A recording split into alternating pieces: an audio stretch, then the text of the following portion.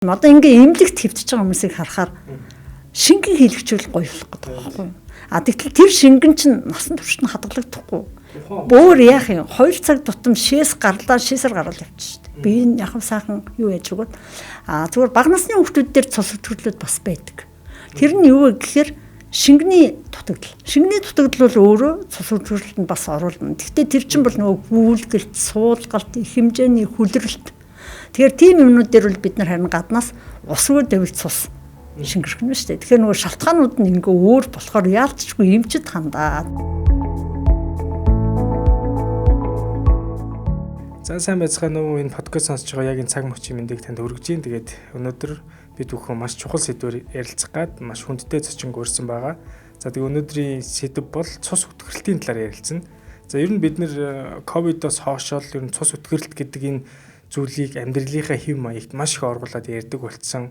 За ямар нэгэн байдлаар шинжилгээ өгж явахдаа хүртэл ингээл өөрийнхөө цусны өнгийг хараад би өтгөн байна, шингэн байна гэж яриад байдаг. Энэ яг зөв юм уу, буруу юм уу? За мөн цус шингэлэх юмнуудыг одоо замбраагүй хэрэглээд байгаа ч гэдэг юм уу? Ер нь цус өтгөрлөлт гэдэг энэ сэдвийн хүрээнд бид нар өнөөдөр цусны талаарх ойлголтыг за энгийн ард иргэд маань илүү ойлгомжтой байх үүднээс айлуулах энгийн үг яриа хэрэглэхээр хичээж ярилцсан. Тэгээ өнөөдрийн одоо зочин бол анагаах ухааны доктор, профессор, за Монгол Япон эмнэлгийн цус гений төвийн эрхлэгч, за Монгол улсын зөвлөх эмч Од Гэрэл багш маань хүрэлцэн ирсэн байна. Танд энэ өдрийн мэндийг хүргэе. За танд та бүхэнд энэ өдрийн мэндийг хүргэе. Тэгээд энэ цус өтгөрлөлтийн талаар одоо мэдээлэл өгөх юм байна гэж ойлголоо. Багш битээр энэ сэдвийн талаар өмнө ярилцж байгаа. Тэгээд ер нь багшаас өөр яг одоо миний яг харж байгаа өнцгөөс бол яг энэ багш илүү одоо цус өтгөрлөлтийн талаар ярих байх гэж бол би бодож байгаа. Тэгээд яг цус өтгөрлөлттэй холбоотой энэ сэдвийн хүрээнд бас би нэг хэдэн асуултууд бэлдсэн байгаа. Тэгээд маш олон таны шавнар байгаа, маш олон одоо эмчнэр байна. За энгийн ард иргэд маань хүртэл одоо тантай холбоотой байдаг цусны асуудалтай хүмүүс ч гэсэн өнөөдөр бид хоёрын подкастыг YouTube-ээрээ сонсож байгаа бах, машиндаа төвжирч байхдаа сонсож байгаа бах. За мөн Дидиш ТV-гийн 813 дугаар сувг дээр ч гэсэн одоо алс байгаа, тэр хөдөө байгаа хүмүүс ч гэсэн сонсоод за энэ цусны талаарх асуудал чинь нэг юм байдаг юм байна гэдгийг ингээд одоо таны үгээр сонсох юм бол илүү ойлгомжтой, дээрэс нь шинжлэх ухааны баталгаа нотлохотой явах болов уу гэж бодож байна. Маш олон одоо шавнартай сонсож байгаа учраас таныг бас яг сурсан чиглэл дээрэс нь яагаад энэ одоо цусны чиглэлийн мэргэжлийг сонгох болсон юм бэ гэдгийг бол сонсхийг бол хүсэж байгаа байна. 93 онд анагаах ухааны их сургуулийг төгссөн байгаа. За түүнээсээ өмнө бол яг тэр үеийн жишгээр эрүүл мэндийн яамны тушаалаар нарийн дээрийн хүүхдийн эмнэлэгт 1 сар биш 1 жилийн хугацаанд асрагч хийгээд за тэгээд 6 жилээ тасралтгүй сураад за тэгээд сурсныхаа дараа бол тэр үед одоо магистрийн эсэлт гэдэг юм судалгааны талдаа илүү орж ирсэн. Тэгээд төгсөнгүүтээ Монгол Улсын ардын эмч эрүүл хамгаалахын гавьяат ажилтан цэрэг нийтмийн багшийн шав болох тэр аз надад тохиолсон байна. Тэгэхээр тэр аз маань юунд болсон юм бэ гэхээр тэнд одоо цус судлалын хичээлийг маань инкватор багш гэдэг багш орж ирсэн. Инкватор багш маань одоо Техасасын их сургуулийн эрчим тэмцэлгээ яаралтай тусламжийн профессор хийж байгаа. За тэр багш нөгөө хичээл зааж байгаа үед надад цусны шинжилгээг дүгнэх ер нь айгүй чухал юм байна. Яг тэгвэл эмнэлэгт ирж байгаа бүх хүмүүс цусны шинжилгээ хийж байгаа. Энэ дээр одоо яаж зөв чиглэл хандлага, чиглэлүүдийг зөв оруулах уу, хүнийг зөв чиглүүлэх үү гэдэг үүднээс цусыг их сонирхсан. За тэгээд тухайн үед бол судсан дотор цус төгмөл бүлэгний хам шинж буюу бүлэгнэлтийн асуудлууд бас их анхаарал татчихсан. Тэр чиглэл дээр оюутан багтааж өөр анхаарч ирсэн болохоор төгсөөд цус судлалаар явнаа гэж ойлгочихсон. Яг тухайн үед бол цус судлалын мэргэжсэн тийм нарийн мэргэжилтнүүд их цөөхөн хүмүүс энэ салбарыг бас нэг их сонгодгүй. Ягаад гэвэл одоо өвчин их хүнд нас баралт ихтэй. За яг би цус судлалыг сонгоод ороход хүртэл миний багш надаас энэ их хэцүү салбар штэ гэдгийг бас хэлжсэн. Тэгтэл би өөрөө сонгосон болохоор тэгээ явсан. Тэгээ цус судлалын 3 дугаар эмнэлгийн цус судлал уушгины тасагт эмч. За тэгээд дараа нь магистр анагаахын сургуулийн цус судлал уушгины тэнхэм гэдэг нь цуг байсан. Тэр үед магистрантаар дараа нь 1-р эмнэлгийн цус шүүрэл дотоод шүүрэл, цус судлал дотоод шүүрлийн тасагт бас эмч багш гэж явж байгаад 2005 онд Японы Жичи анагаах ухааны их сургуульд PhD-гийн сургалтанд хамрагдаад 2009 онд болохоор цусны хавдрын молекул чиглэсэн бай амжилтны чиглэлээр анагаах ухааны доктор хамгаалаад за эргэж ирээд Монголдо бол ажилласан. Түүний дараа бол Америк нэгдсэн улсын эрүүл мэндийн хүрээлэнд судлаачийн чиглэлээр 5 жил ажиллаад за ер нь бол би эмч болох хэрэгтэй юм байна гэдгээ ойлгоод буцаж Монголдо ирээд одоо ажилдаа ороод ингэ явж байгаа. Америкт багшаа та 5 жил их судалгаан дээр ажиллахдаа хэдий сэдвийн онд ажилласан? 2010-аас 2015 яг 5 жил ажилласан гэсэн судалгааны чиглэлээр. Тэгээ эргэж ирсэн гол шалтгаан маань юу гэхээр би бас өндөр өртөө өөрөө бас нэлээ энэ мэрэгжил маань нэлээ үнэтэй мэрэгжил шүү дээ. Тэгээд дан судлаач байх уу. За тэр судалгааны чиглэл маань молекул биологийн чиглэлд байсан. Амьтантай ингээд лабораторид эсвэл эстер молекул дээр ажиллах уу, эсвэл эмч болохоор шийдэх үү гэдг нь бас одоо гэрэл бүрээнд чсэн чинь асуудал дагуулсан. Гэхдээ би ер нь эмч байх хэрэгтэй юм байна гэдэг эргэж ирээд эмчээсэн. Одоогоор Монгол улсад цус судлалын чиглэлээр цусны эмчнэр ер нь бол яг одоо тоогоор цөөхөн байгаа бах. Та ер нь хэд орчим байгаа бол? За цус судлалын эмчил за нэмэлтээр эмнэлэг дээр нэг 13, их хүүхдийн эмнэлэг, их налгасын төв дээр бас нэг 5 6 7 за Монгол Японд дээр яг энэ чиглэлээр 3. За ингээ Монгол улсын хэмжээнд л яг цус судлалаар мэрэгсэн эмчил 27 30 дотор багтаж байна л гэсэн үг тийм. Тэгвэл бас цөөхөн биш үү? Цөөхөн. Тэгээд нөгөө өргөн дэлгэр нутаг одоо нутагта хүн амын нэвтэршил багтаа энэ газрууд дээр яг цусны биеийн дасын эмгэгүүдийн онцлог хэмжлэгийн асуудлыг хянж явах нь асуудал болчиход байгаа хгүй юм цөөхөн эмчтэй байгаа болохоор. 3 эмнэлэг дээр л гол үзлэг одоо шинжилгээ онцлогоо эмчилгээ хийж байгаа юм байна шүү дээ. Тийм. За их налгас үл яг хүүхдийн чиглэлдээ цусны эмгэгүүд одоо цусны биш хавдрууд аваа явчихж байгаа. За нэгдүгээр эмнэлэг маань цус үүдэл шилжүүлэн суулгах тасаг маань насанд хүрэгчдийнхаа цусны эмгэгүүдийн онцлог хэмжлэгийн асуудлыг шийддэг. За Монгол Японы эмнэлгийн хувьд бол 2019 онд байгуулагдсан харьцангуй залуу эмнэлэг. За энэ дээр бол одоо ашуусын цус судлалын тэнхимийн багш эмч нар хүүхэд насанд хүрэгчдийн аль аль чиглэлээр одоо тусламж үйлчилгээ үзүүлээд явж байна гэсэн үг. Харьяал харилцах нь хэв. Харьяал бол цусны эмгэгүүд яг бид даасан цусны эмгэгүүдийн үед бол харьяал харилцахгүй. Тэгэхээр ер нь ямар нэгэн цусны талын асуудалтай хүмүүс байгаа юм бол саяын хэлсэн 3 эмнэлэг дээр илүү зорж очих юм бол цаг алдах нь арай бага байх юм байна. Одоогоор тэгтээ энэ салбар маань илүү хөгжиж явж байгаа юм байна. Анхны дээр түүчилж исэн одоо мундаг чуулын тоонд бол та ялчгүй ороод явах нь биш үү? Тийм. За ер нь бол цэрнэд дутгаш анхны мэрэгжилт нь дараа нь яг трансфузлог чиглэлээр шаруу эмч гэж бэлтгэгдсэн. Одоо цусны төвийн их суурь бүтээгдэхүүний үйлчлэг тавьсан гэдэг хүн. За тэгээд дараа нь манай инкуатор багш. За дараа нь оюун дэлгэр эмч маань бас гематологийн лабораторийн чиглэлээр нэлээд нарийсаж орж ирээд ингээд нэгдүгээр эмнэлгийн цус үүдэл шилжүүлэн суулгах төвийн эрхлэгчээр ажиллаж байгаа. За ингээд ер нь гарын 5 дотор бол багтчихдаг юм бид. Тэгээ одоо залуучууд маань бас сонирхож орж ирж байгаад маш их баярлж байгаа. Одоо та бүхнийг хараад бас маш олон залуучууд одоо бидний үеийнхэн маш гоё үлгэр дуурайл аваад энэ та бүхний мэрэгжлийг ч гэсэн илүү сонгоод цаашаа явахын чиглэлүүд нэлээд гарч ил байгаа гэж бодож байна. Тэгээд ямар тач тэгээд цусны чиглэл гэхээр одоо хүмүүс цус гэхээр л нэг юм ямар нэгэн эргэтэн биш учраас энэ өөртөөс нэг хол жим шиг нэг ойрхон жим шиг санагдаад байгаа хэл та. Тэгвэл цусны үүргийн талаар та бас маш энгийн гэрнэ хүмүүст ойлгомжтойгоор хэлээд өгч цус ер нь хүний биед одоо эрэгтэй эмэгтэй хүнд чинь нэг 5.5 эрэгтэй хүнд за эмэгтэй хүнд нэг 4.5 литр ч юм уу дунджаар байдаг л гэж үзээд байгаа шүү дээ. Ер нь үүрэг нь илүү ямар ач холбогдолтой бол энэ ч одоо ихсэх буурах гэдэг одоо балансууд бас байгаад байна. За цус тунгалаг гэдэг бас нэг ойлголт байна. Лимфтэй. Тэгэхээр цус тунгалаг гэдэг л биед байдаг цорын ганц шингэн эргэтэн. За тэгэхээр цус тунгалгын оролцоогоор тохоор эд эргэтэн маань хоорондоо холбогдож байна гэсэн. За тэгвэл цус байхгүй зүрх тарих байлаа гэхээр тэр хоёрын үйл ажиллагааг холбох юм байхгүй. За цус бол тижээлийн бодисуудаа эд эргэтэндээ хүлээлгэж өгөөд маш богинохон хугацаанд буюу 30 секундын дотор эд эргэтнээс хэрэггүй бүтээгдэхүүнүүдээ биеэс зайлуулах үүргийг гүйцэтгэдэг нь тунгалаг бол бас яг цэвэршүүлэх үүргийг гүйцэтгэж явчихж байгаа. Тэгэхээр энэ систем бол одоо мэдээж бүх систем ач холбогдолтой. Тэгвэл бодисын солилцоо, цусны эргэлт, за эд эргэтийн системүүд үйл ажиллагааг хооронд нь холбох, дулаан зохицуулах хийх, хүчил төрөгчийг зөөх, биеэс одоо хэрэггүй бодисын солилцооны хэрэггүй бүтээгдэхүүнийг гадагшлуулах зэрэг дээр бол цус маш чухал үүрэг гүйцэтгэдэг байна. За цус маань бас өөрөө ингээ улсаад өнгөрчихгүй. Судас, зүрх. Тэгээд одоо ховдол агшлаа.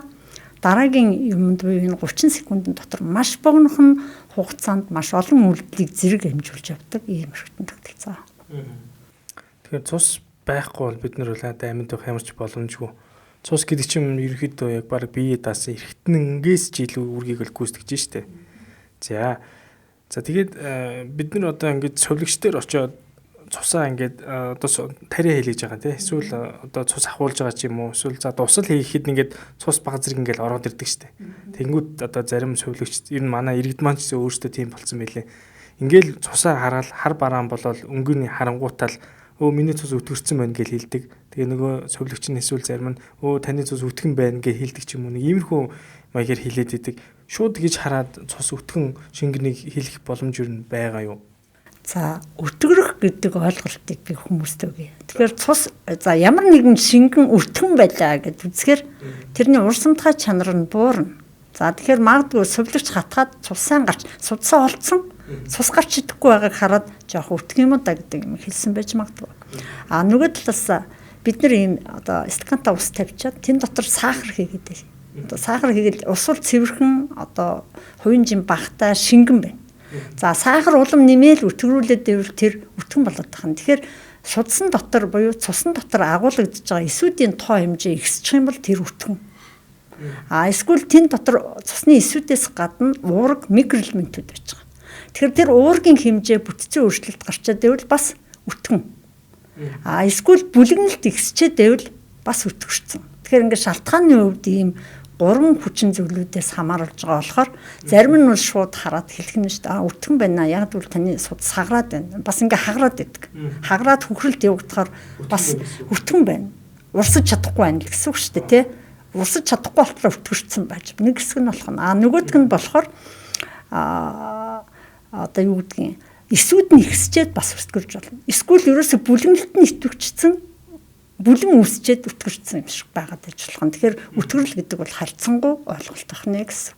Шууд нэг зүйлээр бол бид нар хараад 100% тэн дээр бол дүгнэлт хийж болохгүй юм байна. Болохгүй. Тэгэхээр шинжилгээнүүдийн үзүүлэлт болгоно нь юу байсан бэ гэдгээс хамаарат юунаас болсон цус өтгөрл вэ гэдэг юм гарч ирнэ. Дахиад цаашгаа нарийн явах нь шүү дээ. Нарийн явна тийм. Манайхан бол ард иргэд маань нэг ковидос хойш одоо нэг ковид гэдэг өвчин тусаал тэрнээс хойш миний цус их өтгөн болчлоо. Энэ вирусээс боллоо, энэ вакцинаас боллоо гэдэг нэг юм ойлголтууд яваад байгаа шүү дээ. За тэгвэл би шалтгааныг асуух гээд байгаа юм л да. Цус өтгөрүүлэх шалтгаан бидний амьдралд хамгийн ойрхон энгийн байгаа нь яг ямар шалтгаанууд байна вэ? За хамгийн их цус өтгөрөх шалтгаан бол өөрөө тамхи. Яагаад тэгж байгаа юм бэ гэхээр одоо цусны дотор хамгийн их эзлэх нь улаас эзэлдэг. Тэгэхээр хүчил төрөгчийн дутагдалд ороод ивэл улаасан үйлдвэрлэлд нэмэгдээд байгаа болохоор эсийн гаралтай цус өтгөрөл гэдэг юм чинь болчихж байгаа байхгүй. Тэгэхээр энийг зааж байгаа үзүүлэлтэнд гематокрит их өндөр гарч ирээд байна. Тэгэхээр тамхиталт өөрөө цус өтгөрөл, агарын бохирдол ахаад өөрөө цус өтгөрөл. Яг тэгвэл бид нар хүчил төрөгчийн архаг дутагдалд ороод байгаа учраас цус улаан эсийн үйлдвэрлэлийг нэмчээд цус өтгөрөөд байна. За нэг шалтгаан нь бол хамгийн их. Тэгэхээр хамгийн одоо зайлуулж болох шалтгаан бол юу гэхээр тамхитал орчны агарын бохирдлын одоо бохирдлыг бууруулах байдал бол маш чухал. Хамгийн том шалтгаан. Нэг шалтгаан нь. За хоёр дахь гол шалтгаан нь юу гэхээр зүрх судасны эмгэг, уушгины архаг эмгэгүүд. Тэгтэл Монголд уушгины архаг эмгэг, зүрх судасны эмгэгүүд маань их байгаа болохоор тэд нар эргээд хүчил төрөгчийн дутагдалд оролцсон. Тэгэхээр энэ эмгэгүүд цус өтгөрнө. За дараагийн нэг юм тархалалт. Тархалалтын үед яг цус өтгөрч байгаа юм бэхээр нөгөө үрц маань дээш шахагдчихдаг. Тэгэхээр амьсгал гүйцэд авч чадахгүй хүчил төрөгчийн дутагдал ахаад цус өтгөрл. Тэгэхээр биднэрт нөгөө ингээд зайлуулж болох шалтгаанууд бол тамхи, биенжин хаях гэдэг юм уу тий. За монголчуудын хувьд бол бас нөгөө далайн түвшнээс дээш буюу хүчил төрөгчийн агуулмж багтаа орчинд амьдарч байгаа нь цус өтгөрөх эрсдлийг одоо дагуулдаг. Гэхдээ энэ талаар хийгдсэн судалгаанууд байдаг л одоо Баруун аймагт ямар байгаа, Зөв аймагт ямар байгаа ингээ аваа үзэхээр Баруун аймагч нь одоо зүүнтэйгээ харьцуулахад далайн түвшнээсээ дээш гарчаар цусны үзүүлэлтүүд нэлээд өндөр яваад байдаг. Өтгөн. Тэгтэл бид нар өөрснөө тийм эрсдэлтэйгээ мэдсээр байгаа мөртлөө ахаад эрсдэлт хүчин зүйлүүдэд өөрснөө давуулаад байгаа нь гамшиг гэсэн үг байхгүй. Тэр нь юу гэхээр нэгдүгээр тамхитал. За тэр веб нь байна уу, энгийн тамхиталт байна уу, бүгд ялгаагүй. За дараа нь болохоор агарын бохирдол. Агарын бохирдол бол одоо янз бүрээр л хүмүүс гаргацсан ба шүү дээ. Агарын бохирдол их байна. Тэгээ агарын бохирдол гэдэг чинь зөвхөн тоосчлтын тухай ярьж байгаа биш байхгүй. Тэгэхээр агарын бохирдолт бол бас ялгаагүй хүчил төрөгчийн одоо дутагдал. Тэгэхээр хүчил төрөгчийн дутагдалд архаг байдлаараа орно гэдэг нь цус өтгөрөх эрсдлийг дагуулж байна гэсэн. Дараа нь тэр бүлэнгийн асуудал. За бүлэг бол ерөнхийдөө бас нэлийн хойшоо тавигдчихж байгаа шалтгаан байна шүү дээ. Тэгэхээр миний одоо гол төрүүлжилж байгаа 3 үе чинь бол ерөөсөө тамхиталт, таргалалт, агарын бохирдол гэдэг дээр бид нэр илүү анхаар. Тэрнээс биш бусад одоо бөөрийн эмгэгүүд, бусад эмгэгүүдийн үеж тохиолдож байгаа цус хөдөлгөөлүүд бол арай өөр төвшөнд яригдана гэсэн. Бүр дараагийн төвшөнд тийм одоо шалтгааныхоо хувьд дараагийнхаа төвшөнд орж байна гэсэн. Одоо хүн хоол хүнсээрээ ч гэдэг юм уу те ус багуудаг хүн. За эсвэл давс ихтэй ч гэдэг юм уу эсвэл нөгөө нэг одоо гацтай ундаа, чихэртлэг ундаа ч юм уу өдөр тутамдаа байнга хэрэгэлдэг хүмүүсийн хувьд бол цус бас илүү өтгөн байх боломж юу нэр байдаг юм бол. Байна. Одоо холестерол гэхээр эсийн гаралтай биш. Цусны өөрийнх нь агуулгадж байгаа сивэн дэх одоо өөх тосны хэмжээнүүд ихсэж чаар тэр чинь өтгөл болчихж байгаа байхгүй. Тэгэхээр бид нар бас холестеролыг бууруулах. За тэгээ холестерол бууруулна гэдэг чинь ерөөсөө л энерги шатлалтын тухай асуудал яригдана гэсэн үг шүү дээ. Тэгэхээр таргалалт гэдэг юм чинь энэ ороод ирнэ. Чихрийн шижин байна. Чихрийн шижингийн үед чинь ер нь бол нөгөө макро юу гэдэг судаснуудад маш их өөрчлөлтүүд өгч байгаа цусны урсгал. Тэгэхээр бид нар нөгөө одоо цус маань хувийн жингээрээ арай шингэн байх хэрэгтэй юм дээр сахар ороод ирж байна. За тэгээд сахар ороод ирэнгүүт ялцууд цусны эсүүд итвчж чинь тэгэнгүүт ингээд бүлэнгийн эрсдэлтэй болчихж байгаа. Тэгэхээр тэр хяналтуудыг сайн хийлэг гэдэг л юмыг одоо нэгэнт онцлогдсон өвчтнүүдийн хувьд бол тавьж байна гэсэн үг. Тэгэхээр түрүүний миний ярьсанчлан цус хөтгөрөл гэдэг бол зөвхөн цусны эсүүдийн тухай асуудал биш. Тэр сивэн дотор агуулгадж байгаа одоо бодисүүдийн тохиромжтой харьцаа алдагдахад цус хөтгөрөл үүснэ гэсэн үг. Тэгэхээр холестерол ихсэх бол цус хөтгөрлийн бас нэг хэлбэр. Тэгэхээр чи амьдралын буруу хэмээг идэж ууж байгаа зүйл таргалалт бас их нөлөөлж байна. Нөлөөтэй. Одоо өөх тос бас их сайн гэл өөх цэцийг бас хэтрүүлэн хэрглэж байгаа хүмүүсийн хувьд ч гэсэн нөгөө нэг цуснд холестерол триглицеридийн хэмжээ бас ихсэж ирэх юм бол энэ цус хөтгөлт рүү бас ороод явах боломжтой байна. Боломжтой. Тэгэхээр ерөнхийдөө цусны зуурамтгай чанар ихсэж гэн гэсэн үг шүү дээ. Өөх тос нь ихсэгдэг юм уу? За эсвэл эсүүд нь ихсэгдэг юм уу? Эсвэл бүлэм ихсэж байгаа юм уу? Ингээ яваад тэгэхээр цусны урсгал аяанда удаашраад эхэлж байна. Тэгээ удаашраад эхлэхээр яах вэ гэхээр цус судасныхаа хан дээр цусны төрс элементүүд сууж эхэлнэ. Тэгэхээр судасны ханы бүрэн бүтэн байдал алдагдана гэдэг бол цус хөтгөрлийн гол шалтгаан болчдөг. За тэгэхээр тэр бүрэн бүтэн байдлын алдагдал дээр чихрийн шижин, артерийн даралт ихсэлт, за тэгэл одоо судасны бусад эмгэгүүд, янз бүрийн ажилбарууд гэх ингээ бусад юмнууд ороод ирэхээр нөгөө шалтгаан төвчин зүйлүүд маань цус хөтгөрөлд нөлөөлөх юмнууд маш их байна. Олон шалтгаан. Бидний цус хөтгөрөлтийг гэхдээ бас заримдаа бүр холоо сайхвч заримдаа маш ойроос хайж болох юм байна. Маш ойроос хаа. Тэгээ одоо зүгээр ингээ амбулаторт ч юм уу үзлэг хийгээ сууж хахад одоо ардын үгэнд бол юу гэж өгдөг вэхээр цусны шингэн насны баг гэдэг чинь насны баг цусны шинг. Одоо бол насны баг цусны өвтгөрлж явж байгаа. Яг гэвэл ерөөсөө л тэр улаан эсийн үзүүлэлтүүд их өндөр гарч ирээд чинь гэдэг чинь цус өвтгөрл. Тэгэхээр энийг яг хүмүүс ковидтай илүү холбоотой байгаа байхгүй. Тэр энэ ковид бол яг яваад өнгөрцөн, болоод өнгөрцөн процесс дууссан. Яг тэн дээр асуудлууд байсан уу? Байсан. Тэр дэлхийн нийт хүлээн зөвшөөрж байгаа. Гэхдээ тэрнээс илүү бид нар үүсгэж болох бусад шалтгаан төвчин зүйлүүдээ л одоо дотооддоо шийдээ. Ялангуяа агарын бохирдол тэр зүрх судасны одоо архаг эмгэгүүд за дээр нь одоо тамхитал гэдэг юм чинь байж байгаа гэсэн үг. Одоо яг таны хэлдгээр угаасаа заавал ковид ч гэлтгүй бид нар вирусын гаралтай маш олон ханиадыг жил болгон хүрж байгаа. Тэнд маш их халуурж байгаа. Тэр үед тодорхой хэмжээний цусны нөгөө хөтгөрөл үргэлжлүүд бол угаасаа явагдаж байгаа шүү дээ. Тэмүүл ковид руу бүх бургаж ихэд байгаа бол яг сая таны хэлдгээр энэ шалтгаанууд өөрт нь байгаа л тэр хүний хувьд бол цус хөтгөрөлт гэдэг юм бол байнгын байж л байгаа нь шүү дээ. Бага. Одоо жишээл ингэж байгаа. Манай нэг найз юмч тийм цус цэвэрлэх гэдэг юм уу плазм пресс имчилгээ хийдэг байхгүй шивэн гişүүх. Тэгээ ер нь ингээд нөгөө холестерол их идсэн ялангуяа нөгөө дахины шаардсан юмнууд идсэний дараа орж ирж байгаа сивэнг ялгахад хүртэл өөрөө гэж байгаа. Өнгөн. Тэгэхээр холестерол ихсэж байгаа чинь ингээд бид нар амар хүндэр холестеролтой хүмүүс шинжилгээ хийж чадахгүй байна шүү дээ. За та нэг өөх тусаа жоохон буулгаж байгаа дэрүүлдэ. Гэт ингэж хийхгүй л нөгөө шинжилгээ машин зарим нь уншиж чадахгүй. Тийм хэмжээнд очтлоо зарим ганц нэг одоо өтгөрцөн хүмүүс байна. Өтгөн гэх юм уу одоо бүтцийн өөрчлөлтөд байна гэсэн. Тэр болгоныгоо бүгдээрээ цус хөтгөрөл гэдэг юм руу аваачаад хийчихэд байна. Тэгтэл тэн дотор бол холестерол, триглицерид гэх муу өгтөсний хэмжээ ихссэн байх байдал нь бас нэлээд их шалтгаан. Монгол хүмүүст ер нь дийлэнх нь тэр яг өөх тусны үзүүлэлт их өндөр гараад идэг шүү дээ. Энэ лаборатори дээр харахаар л нойргуудлыг бас асуумаар байна л да. Одоо бидний хувьд бол нойргуудл гэдэг зүйл залуу хүмүүс гэсэн их тохиолддог болсон байгаа. Тэгээд одоо сүүлийн үед би бас нойргуудлтай холбоотой шүрэн доктортой бас ярилцж байхад бид нар 7 цаг хүртэл унтах хэрэгтэй гэсэн чинь энэ нь бас уртцаад 7-9 цаг болсон юм байлээ. Тэгээд нойргуудл гэдэг зүйл ингээд хүнд яваалах юм бол энэ бас нөгөө цус өтгөрөлтч гэдэг юм уу? Энэ зүйл бас тодорхой хэмжээнд байх боломж байгаа юу гэдгийг л бас асуумаар санагдаад байгаа.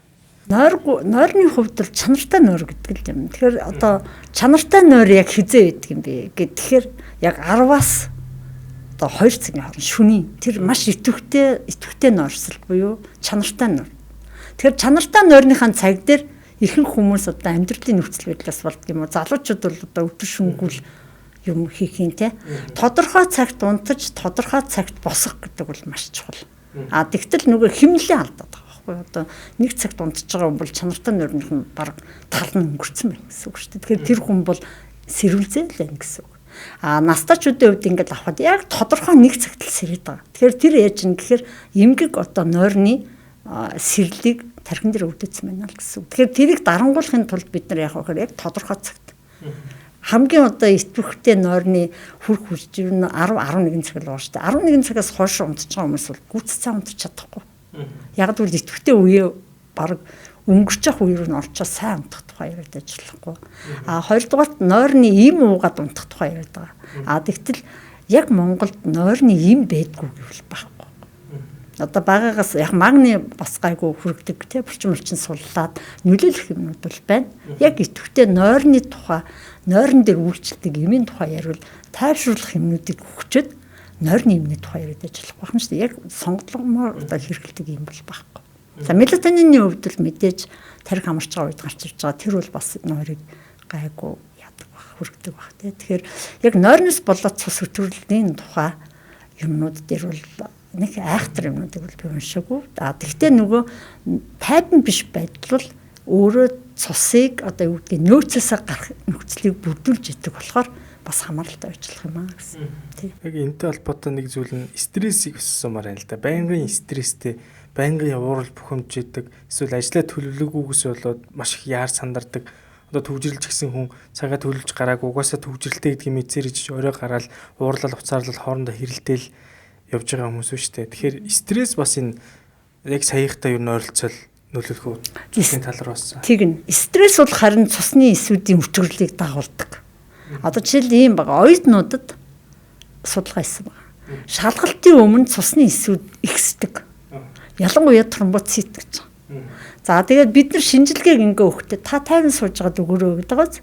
Тэр яаж юм гэхээр стрессийг бууруулж очих гэдэг байгаа байхгүй. Тэгтэл нөгөө гүүж ирээ өгчингут захын эрхтнүүдэд дээр нөгөө нөөцлөгдсөн байсан. Одоо жишээл бид нар цус алдахад тромбоцит дэлгүүнээс гарч ирнэ гэх ингээд нөгөө захын эрхтнүүд дээр ингээд нөөцлөгдсөн байсан юмнууд чинь стрессээс болоод цанц руу ордог. Тийм болохоор стрессийн дараа инфаркт, стрессийн дараа цус харвалт үүсэж байгаа юм чинь тэр байхгүй. Тэгээд тэрийг бид нар одоо цус өтгөрлөлтөй бас холбож болно. Ер нь бол стресс бол цус өтгөрлөлийг дагуулна. Тэгэхээр нойр бол бас стрессж байгааг нэг хэлбэр шүү дээ. Тэгэхээр цус өтгөрлөлийг тодорхой хэмжээгээр дагуулна. Тэгэхээр аль болохоор тэрийг бид нар бас бодох л ёстой. Ер нь бол стресс цус өтгөрлөлийг дагуулдаг. Тэгэхээр тайван л байх хэрэгтэй байна ер нь. За цус өтгөрлөл гэдэг зүйлийг ерөнхий бид нэг юм одоо өвчин шиг л яриад байна л да. Тэгээд энэ цус өтгөрсөн гэдэг энэ зүйлийг мэдих шинж тэмдгүүд ч юм уу ер нь хэр байх боломжтой юм болоо? Шинж тэмдгүүд бол одоо зөндөх баг. За ингээл харахад цус дүүрэлт явагдсан. Улаас нь ихссэн бол хамар ам нь улгаацсан захын хөхрөлтүүдтэй хүжилтвэрч дутагдаад байгаа гэдэг юм харах байхгүй. Тэгээд цусны эргэлт удаашралцсан. Удаашралцсан байгаа гэдгийг бид нар одоо асуумжаар авчиж болно. Тэрний үхээр та ингээд удаан дараад одоо суучгаар хөл гараа эргэнээл бадаардаг. Тэр зоврууд чинь цусны одоо эргэлт алдагдаад байгаа удаашраад байгаа гэдэг юм чинь зааж байгаа юм таахгүй. Тэгэхээр тэр удаашрал нь яг зүрхэн агшиж чадахгүй удаашрчаад байгаа юм уу? Өтгөрчөөд урсаж чадахгүй байгаа юм уу гэдэг юмнуудыг чинь баримжаалах юм болчихж байгаа учраас энэ хүндэл цус өтгөрл байж болох юм. Харин юунаас болсон цус өтгөрлөл вэ гэдгийг шинжилгээнүүдээр эмчнэр ялгаж одоо тогтоож өгнө гэсэн. Одоо цус өтгөрсөнтэй холбоотой толгой өвдөх зөө өөр гарах боломжууд тэр вэ? Ер нь бол тэр бараг 100% байдаг шинж. Толгой өвдөх, толгой эргэх, зүрхээр хатгах, амьсгаадах. Тэгэхээр цус өтгөрж байгаа үед би түрүү ярьсан хүчил төрөгчийн дутагдал гэдэг юм чинь төрүүл явчихж байгаа болохоор хамгийн хүчил төрөгчийн хэрэглээ ихсдэг гэдэгтнүүдээс шинжүүд илэрнэ. Тэрний нэг нь толгой дөнгөдөх, толгой эргэх, ой санамж муудах, тижэл алдаад байна гэсэн үг шүү дээ. За тэгээд зүрхээр өвдөх, амьсгаадах. За тэгээд одоо хөл гар эргэнэх, бадарах, чинрэх. За тэгээд тариа мараа хингүүд цуц нь хагараа явахгүй гэдэг юм уу? Энд тэнд нь тодорхойгүй шалтгаантай тууралт одоо толбот тууралтууд гардаг. Тэр нь болохоор нөгөө би цус гойчмтохоо одоо биш бүлэн гэдэг юм одоо өтгөрлөөс болоод цусны уралдаал саадсан болохоор нэвчил тодорхой хэмжээгээр явагдаж байгаа юм уу? Тиймэрхүү гэсэн үг байна шүү дээ. Цус гойчмтохоо бас андуурч магадгүй юм байна тийм. Магадгүй. Цус гойчмтох нь бол гойж идэв. Нөгөөх нь бол гойчихгүй. Тэгтээ хөхрөлтүүд судсууд хагарах тийм юмнууд явагдаад байгаа юм шүү дээ. Илэрж байгаа шинжээр нь бол мэржлийн хүмүүс бол ялгана. Тэгтээ яг хөхрөлт гэдэг дээр ярих юм бол ялгааг болчихж байна гэсэн үг. За цус өтгөрсөн үед танд ямар шинж тэмдэг илэрдэг вэ гэдгийг бас одоо гэрлөө шилж өглөө. Тэгээ та бүхэн бас өөр дээрээ шинж тэмдгүүдээ сайн ажиглана өстэй юугүй тэгэл цус шингэлдэг гэдэг энэ янз бүрийн аргуудыг бас хэрэглэхээс илүүтэйгээр гол зүйлүүдээ ойлгоод авчих хэрэгтэй юм байна. За цус өтгөрсөн гэдэг энэ шинж тэмдгүүд хүнд илрээд байлаа гэж үтэй. За эсвэл та бүхэн яриг сонсож байгаа. За нэрээ миний цусныхаа эрүүл мэндэд анхаармаар санагдаад нэг шинжилгээ өгье л да. Тэглээ гэж бодоход ер нь яаж онцлуулах юм бэ ер нь? Ер нь надад цусны ямар нэг асуудал байгаагүй үзүүлэхийн тулд одоо цусны дэлгэрэнгүй шинжилгээ өгөхөд л хангалттай өөр ямар шинжилгээнүүдийг ер нь өгөх боломжтой байна. За тэгэхээр цусны дэлгэрэнгүй шинжилгээнд дээр бол эсийн гаралтай өртгөрлөлүүд бол тодорхой харагдана. Тэгтэл одоо жоохон тарган өг тосны үзүүлэлт ихтэй хүмүүс төр бол сэвэнгийн гаралтай цус төрөл явагдаж байна гэсэн үг шүү дээ. Тэгэхээр өг тосны үзүүлэлтүүд. За тэр үед артерийн даралт эрсэлцчихсэн өөрөө ялангуяа залуу хүмүүс цус өтгөрлийн шалтгаан болж идэг. Нөгөө талаасаа цус өтгөрлийн шинж. Нэгэнд нөгөө цусны урсгал удаашрчаар зүрх маань хүчээр арай жоохон илүү хүчээр цусыг шахаж байгаа болохоор даралт ихсэх. Тэгэхээр одоо тэр метаболизм солилцооны хам шинжтэй хүмүүс төр бидний зөвлөд байгаа нь даралтаа бодлого. Ерөөсөө 3 шинж байгаа шүү дээ. Хэвлийгээ багасга, даралт их байна, хэвлийн таргалалт байна. За дээр нь бодисын солилцооны өөрчлөлтүүд буюу муу өг тос их байна. Тэгэхээр энийг багасгахын тулд бид нар яаж юм гэхээр ерөөсөө хөдөлгөөн хийн. Хөдөлгөөн хийн гэдэг чинь юу гэхээр цусны урсгалыг сайжруулж өгч байгаа нэг талаасаа.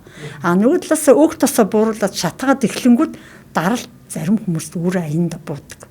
Тэгэхээр одоо биенжин ихтэй бусад шинжүүдээс хамаарат авж байгаа арга хэмжээнүүд бол өөр. Тэгэхээр цусны шинжилгээнд дээр бол эсийн өтгөрлүүд, бүлгэнэлтийн шинжилгээнд дээр бол үнэхээр бүлгэнэлт идэвхжээд цусны урсгал саатсан юм уу?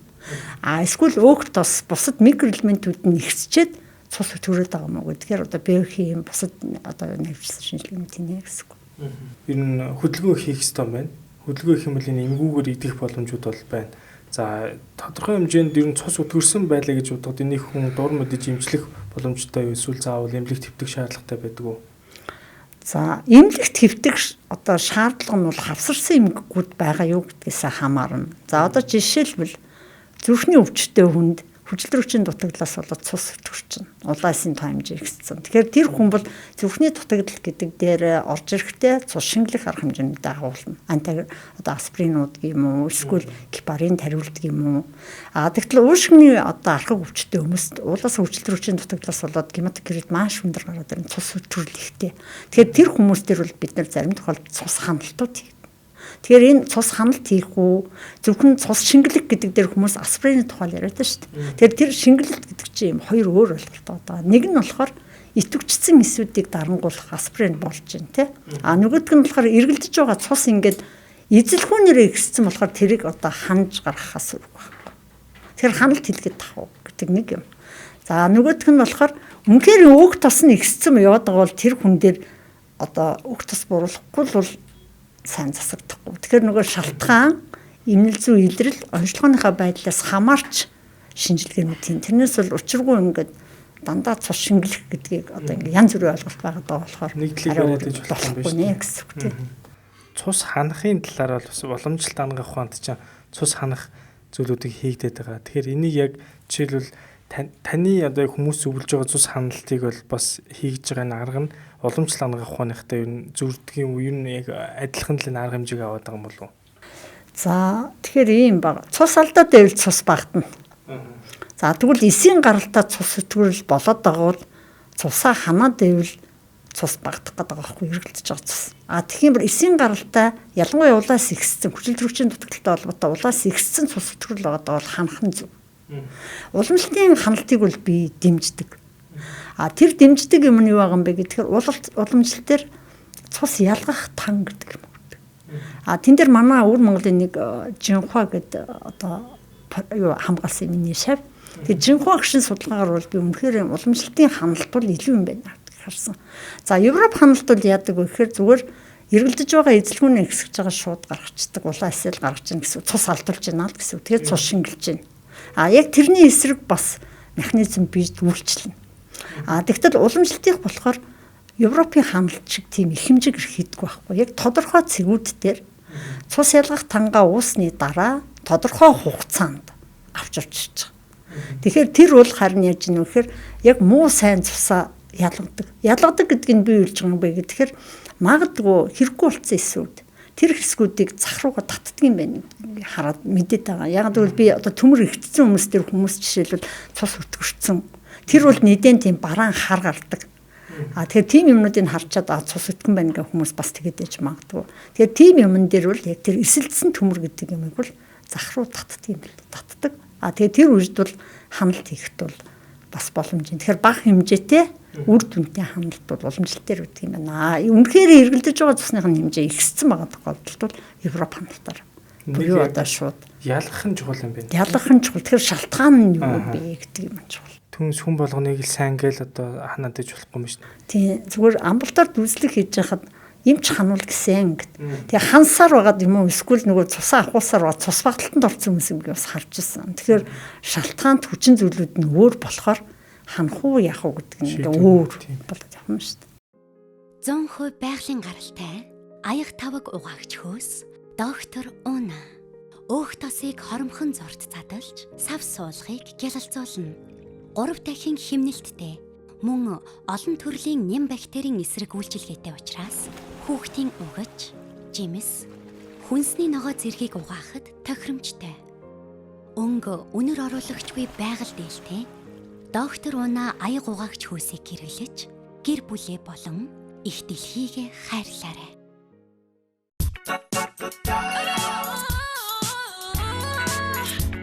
Эрч хүчтэй эрүүл амьдрах бидний сонголт хаалгай шампунь.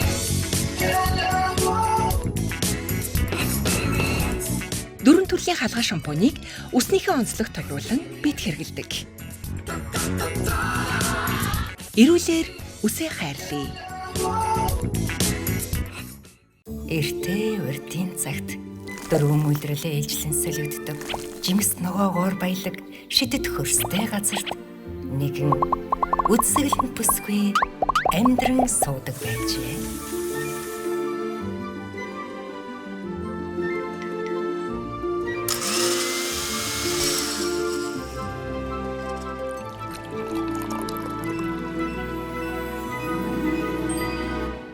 Жимс ногооны амьд хүч. Эрүүл бие махбод толгор арьс, гялалтсан үс. Энэ бол омега D зэрэглэлийн урамлын тос. Одоо манай уламжлалтын эмчнэр сонсч байвал бас нэг зүйлийг ойлгож аваасаа те. Зөв юугаа таны хувьд гэсэн эргээд уламжлалт хангах ухаанаас дэмждэг таны шав бүртэл байгаа гэж та хэллээ шүү дээ. Тэр талаар. Тэгэхээр цус ханахад тодорхой хэмжээний тэр одоо юу гэмээр юм те. Одоо шаардлага гэх юм уу? Одоо юу байж та те. Нөхцлүүд нь байж түүнээс жил болгон би нэг цусаа ханчт юм аа гэд ингээд өөрөө уламжлалтын эмчтэр очиод намайг ханаад өгөө цус ялгах тангаа авъя гэд шууд ингээд шаардаад иж болохгүй юм байна. Цусны шинжилгээ бүх юмыг харж агаад дотор нь ялгаж салгаад тэгээд одоо цус ялгах тангаа ч юм уу уугаад хануулах юм бол тодорхой хэмжээний үр дүнгууд бол байна гэдгийг та сая хэллээ. Энэ бол өөрөө маш чухал ойлголт байна. За ер нь алхана гэдэг чинь өөрөө бас эрүүл мэндэд сайн гэж байгаа. Тэгэхээр хоёул өнөөдөр цус ярьж байгаа учраас цусны эрүүл мэндэд ч гэсэн алхна гэдэг чинь өөрөө их сайн юм байна шүү дээ. Тэгэхээр одоо удахгүй бас хавар өрн дулаан болж байгаа. Тэгэхээр хүмүүс ч гэсэн алхаад байвал ер нь хөдөлгөөний хомсдол их орсон шүү дээ. Гаражнда машинаа тавиал нэг 5 алхаал дээшээ лифтээр орлоо, буудан харагдлаа, хөвтлээ 0 нь ойрхон. Тэг ингээд ахаар чи бид нар нөгөө нэг бодисын солилцооны өөрчлөлт нөгөө нэг одоо хэвлийн тархалт ч гэдэг юм уу те идэж ууж байгаа юм гэсэн дандаа хүчлэг дандаа одоо нүүрс ус сахараар баялаг байгаад ирэхээр яалтч нөгөө цус үтгэрэлт гэдэг юм чин байхасаар аргагүй болчиход байна штэ. Тэгвэл та яг нь одоо удахгүй дулаан орж байна. Дээрэс нь залуучууд их гүйдэг болсон байлээ, фитнест алхдаг болсон байна. Тэг гадаачс их гүүх байх л та. Тэгвэл яг цус өтгөрөх гэдэг энэ асуудлуудыг зэгцлэхийн тулд тодорхой хэмжээний алхах юм уу гүүх нь эрүүл мэндэд тэр дундаа цусны эрүүл мэндэд ямар ач тустай таас хэлж өгөөч.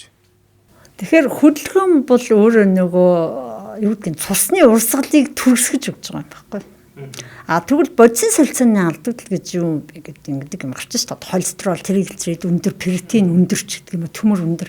Эдгээр маань юу болж байна вэ гэхэд бид нар бодисын солилцоо гүйцэд явуулж байгаа юм. Одоо нөгөө энерги гүйцэд одоо юу гэдэг юм бид нар энергийг яах гэж авдаг вэ гэхээр бие махбод өөрийнхөө үйл ажиллагааг дэмжүүлэхийн тулд авч байгаа юм. Тэгтэл тэр энергийн задралт гүйцэд явагдахгүй болохоор бодисын солилцооны завсрын бүтээгдэхүүн дээр хүн өөрөө хордож эхэлж байна гэсэн. Тэрний нэг хэлбэр нь цус өтгөрл орж ирж шүү дээ. Одоо тэр үг тас нэгссэн бах юм уу? Муу үг тас нэгссэн бах юм уу? Тэ? За одоо иймэрхүү нөө. Тэгэхээр энэ дээр бид нар нөгөө цусны урсгал өтгөрцөн цусыг нэгдүгээр урсгалаа сайжруулах хэрэгтэй. Хоёрдугаар энергийн задралыг гүйцэд явуулахын тулд хөдөлгөөн гэдэг юм зайлшгүй чухал байна. Тэгтэл одоо нэлийн жинтэй хүн бол тэгж хурдмардан явж чадахгүй. Тэгэхээр тэр нөгөө ачаал зөвлөгөөнүүдийн мэргэжлийн эмчнээс тодорхой авч явахгүй зүрхний ачаалттай хүн дээр цус өтгөрл байна. Тэгэхээр та одоо 3 км гүү гэж хэлж чадахгүй байхгүй юу? Тэгэхээр тохирсон ачааллуудыг авах нь маш чухлаа гэсэн үг. Ачааллууд аваа яг зүгээр тархан хэвлийн тархалттай ялангуяа тийм хүмүүс дээр бол энерги гүйцэд задал, бодисын солилцоогоо гүйцэд явуул. Тэгэхээр гүйцэд явуулахын тулд яах ёстой вэ гэхээр бид нар эдэж шууршаа тохируул. Одоо хабит буюу эрүүл мэндийн асуудлууд гарч ирж шин. Ядаж тамхитай бол. Ядаж стресс болоход судсууд агшина. Бид нар айхад хамт бие хурааж байгаатай адилхан стресс гэдэг бол судасны агшилтыг ойлгоно. Судасны агшилт гэдэг бол цусны урсгалыг удаашруулна. Тийм болохоор аль болохон одоо тайван байх. За тэгээд шаардлагатай бол цусаа хануулах. За хөдөлгөөн гэдэг бол ерөөсөө яалтчгүй одоо эрүүл мэндийн гол хэсэг байна л гэсэн. Хөдөлгөөн гэдгийн ард энерги зарцуулалт, энерги задралт гүйцэтгэх утгаал гэсэн байна шүү дээ. Тэгэхээр бас дур мэдээж манайхан нөгөө одоо ковидын үед чинь аспирин гэл өгөөд чинь өрхөөс нь за та уугаарай ковид туссан бол аспирин 10 хоног 20 хоног гэл өгөөд байсан. Тэнгүү тэрнээс хойш нөхдүүд юу гэж ойлгосон бэ гэхээр за би нэг аспирин уугаад байх юм бол миний цус их шингэрэх юм байна. За клопидогрол гэдэг имийг ус уувал миний цус их шингэрээл их л гоё байгаад байх юм байна. За нас залуу цус шингэн гээд ярьдаг гэл би эндээ зөвлөл би чи энийг ууж байгаа чи энийг уугаач цус чин өтгөн байгаа юм шүү гэл шууд ингээл би энийг онцлол дүгнэл явцдаг. Тэгэхээр дур мэдээд нөгөө одоо аспирин нэг өөр одоо клопидогрол ч юм өөр одоо энэ имүүдийг уугаад байх юм бол энэ тодорхой хэмжээний ямар эрсдлүүдийг учруулж болох талаар та бас хэлж өгч. Тэгэхээр аспирин бол өөрөө яг жинхнээсээ цус шингэлэх үйлдэл байхгүй. Тэгэхээр нөгөө ковидын үед юу болсон юм бэ гэхээр гол төлөв нөгөө амьсгалын зам дээр өөрчлөлтүүд өгч байгаа шүү дээ. Одоо хатгаад тусдаг юм уу? За тэгээд амьсгалын дээд замын өрсөлдүүд энэ төр гараад ирэхээр бид нар эргээд хүчил төрөгчийн дутагдал болж ирж байгаа. Хоёрдугаар тэр маань өөрөө нөгөө эндотелийн гэмтэл, судасны хааны гэмтлүүдийг өгөөдсэн болохоор тэн дээр нөгөө цусны эсвүүд очиж хуралдах, бүглэрөх нөхцлүүд гарч ирсэн. Тийм болохоор одоо ялцсан үйл ажиллагааг дарангуулагч юмуд буюу аспирин гэдэг юмыг тодорхой хэмжээгээр уулгасан. Аспирин өөрөө хоёр үйлдэлтэй явж байгаа. Нэг нь бүлэгнэлтийг сатуулах, буюу ялцсан үйл ажиллагааг сатуулах. Нөгөөх нь болохоор үүслийн эсрэг. Тэр үйлдэлээрээ бол одоо аспириныг бол бүх хүмүүс зөвлөд байгаа нь ялангуяа зүрх судасны эмгэгтэй хүмүүс, даралт ихсдэг хүмүүс зөвлөж байгаа гол шалтгаан нь бүлэгнэлтийн идэвхжлийг дарангуулахын тулд өгч байгаа. Тэрнээс цус шингэлэг гэдэг чинь одоо өтгөн сахартай усан дээр усын үл шингэлэн шүү дээ. Тийм тэгэхээр бид нар хэрвээ өмнөхөр цусаа шингэлэх гэдэг бол баахан ус хэлэх болж шүү дээ. Ус юм уу одоо тийм. Тэгэхээр тэгж бол цусыг шингэлэхгүй баггүй юу? Тэгэхээр шингэлэг гэдэг нь шалтгаанаас хамаардаг шүү дээ. Бүлэгнэлт нь идэвхжсэн бол бүлэгнэлтийн буурал. Өөх тос нэгссэн бол өөх тосын буурал. Эсвүүд нэгссэн бол ханахч гэдэг юм уу те. Эсвэл муу өөх тосоо ялгаж байгаа ханч гэдэг юм. Ингээд шалтгаан нь өөр. Тэрийг нийтээрээ ярихдаа цус шингэлэх гэдэг. Тэгэхээр шингэлэг гэдэг нь бүлэгнэлт тодорхой хэмжээгээр бууруулж байгаа хэсгээ аспирин дээр авч явж байна л гэсэн. Тэгэхээр одоо жишээлбэл хүмүүс чинь дусал хэлэгчээ сайхан цусаа шингэлчээ гэж яриад байгаа л энэ цус шингэлэх ерөөсөө зүйл бол биш биш үү? Одоо ингээ эмнэлэгт хэвтэж байгаа хүмүүсийг харахаар шингэн хэлэгчүүл гоё болох гэдэг байхгүй юу? Тэгтэл тэр шингэн чинь насан туршид нь хадгалагдахгүй. Бөөр яах юм? 2 цаг тутам шээс шээсээр гараад явчих шүү дээ. Би энэ яхав сайхан юу яаж өгөөд зүгээр бага насны хүүхдүүд дээр цус өтгөлүүд бас байдаг. Тэр нь юу вэ гэхээр шингэний дутагдал. Шингэний дутагдал бол өөрөө цус өтгөлд нь бас оруулна. Гэхдээ тэр чинь бол нөгөө гүйлгэлт, суулгалт, их хэмжээний хүлрэлт. Тэгэхээр тийм юмнууд дээр бол бид нар харин гаднаас усгүй дэвэл цус шингэрх нь шүү дээ. Тэгэхээр нөгөө шалтгаанууд нь ингээ өөр болохоор яалтчгүй эмчэд хандаа. Тэрнээс биш нөгөө ковид үед аспирин хүчилсэн одоо цус өтгөхөөр аспирин ууя гэдэг нь шалтгаан хүчин зүйлүүдийнхээ хувьд. За тухайн хүнийхээ бас онцлогоос хамаарат арай өөр арга хэмжээнүүд авах. Мэргэжлийн хүний зөвлөгөөнүүд хэрэгтэй байна шүү дээ. Манайхаа ковид үед ч гэсэн бас яг тийм байсан. Эмнэлэгт одоо ковидор өвдөг гэр бүл байхгүй. Тэгээ эмнэлэгт хэвтгэр яасан бэ гэхээр гормонтой одоо өргөн үрээний антибиотик, гормон, аспирин ингээ өгөнгөт хүндэрч иж байгаа хүмүүс нь яасан гэхээр гэртээ бүр нөгөө антибиотик энэ чинь тултал нь авцсан. Яг гэвэл эмнэлэгт ингэж исэн. Яг тэр аргаараа юу? Тэр аргаараа. Тэгэхээр нөгөө эмчийн үгэнд орохоосоо илүү эмнэлгийн биш хүмүүсийн одоо өгүүлэмж эсвэл сошиал дээр байгаа янз бүрийн мэдээлэлд бас хит автах нь өөрийнхөө эрүүл мэндээр тоглох бас нөхцлүүд болдог. Одоо их хэмжээний ус уугаал шээгэлээ гэж бодоход бид нар микроэлементүүдэд тодорхой хэмжээгээр алдаж эхэлнэ. Тэгэхээр одоо үнэхээр энэ тийм одоо 2-3 литр ус уух гэдэг юм байна шүү дээ. Тэгтэл бөөрийн ачаал бол биеийн жингээс хамаарат 2 литраас 2.5. Тэгвэл бид нар одоо 4-5 литрээр нь уух гэдэг ийм юм. Нөгөө доктортой байдал гэдэг юм чинь маш чухал байхгүй. Тэгэхээр тэгж чадахгүй бол одоо яг ингээд сонсоол ууй эсвэл тийм юм уу гэдэг бол бас жоохон асуудалтай байна л гэсэн. Цусыг шингэлдэг бас гол арга юу вэ гингүүд ус уух хэл гэж бас яриад байгаа. Тодорхой хэмжээнд яг хөө мэдээж ус чинь өөрөө цус чинь өөрөө тодорхой хэмжээний хүн харахад шингэн байна шүү дээ. Энд тодорхой хэмжээний хувь нь ус мэдээж байж л байгаа. Гэхдээ бас ус сайн гэдээ тасралтгүй бас усыг хэтрүүлж уугаад байж бас болохгүй юм байна шүү дээ. Тийм бол эрцүүдээ шээсээр алдаад эрцийн дутагдал тэгэхээр ороод байгаа юм байна. Энэ яг хуу таны сая хэлдгээр цусны бүлэгнэлт тухайн хүнд байгаад шалтгаан нь ямар нэгэн өөр шалтгаан байгаад хахад хүн ус уугаалах юм бол тэр цус хөтгөрлийнхаа тэр одоо гол шалтгааныг бол олж одоо хэвийн болгох бол боломжгүй болчихж байгаа юм биш үү? Ер нь яг хүний биеийн 70% нь ус алдаж байгаа шүү дээ, бүгд мэдж байгаа. Тэгэхээр севингийн бас 80 орчим хувь нь ус. Одоо цусыг яг ингээ бүхлээр нь аваад үзвэл 45% нь улаас 45-аас 48. Ялтас цагаас айгүй цөөхөн. Үлдсэн 55% дээр нь севин байж байгаа байхгүй. Тэгэхээр севингийн 80% нь ус. Тэгэхээр усынх нь бол цус шингэлэлт мөн. Тэгтээ тэгж шингэлэх ёстой юу гэдэг нь өөр асуудал байна шүү дээ. Үнэхээр энэ шингэн одоо ингэдэг хүүхэд хэд хоног гүйлгчжээ. Тэгэхээр шингэн нөхөд агараа л гэж байгаа юм шүү дээ. Тэн дээр бол ялцчгүй шингэнэ алдсан юм чи өтгөрл гарна. Тэгэхээр тэнд бол харин шингэн уух зөв байх юм шүү дээ. Тэгтэл артерийн даралттай хүн бүлэгнэлт идэвхжсэн ч юм уу за чихрийн шижинтэй хүн ч юм уу бүлэгнэлт идэвхжсэн.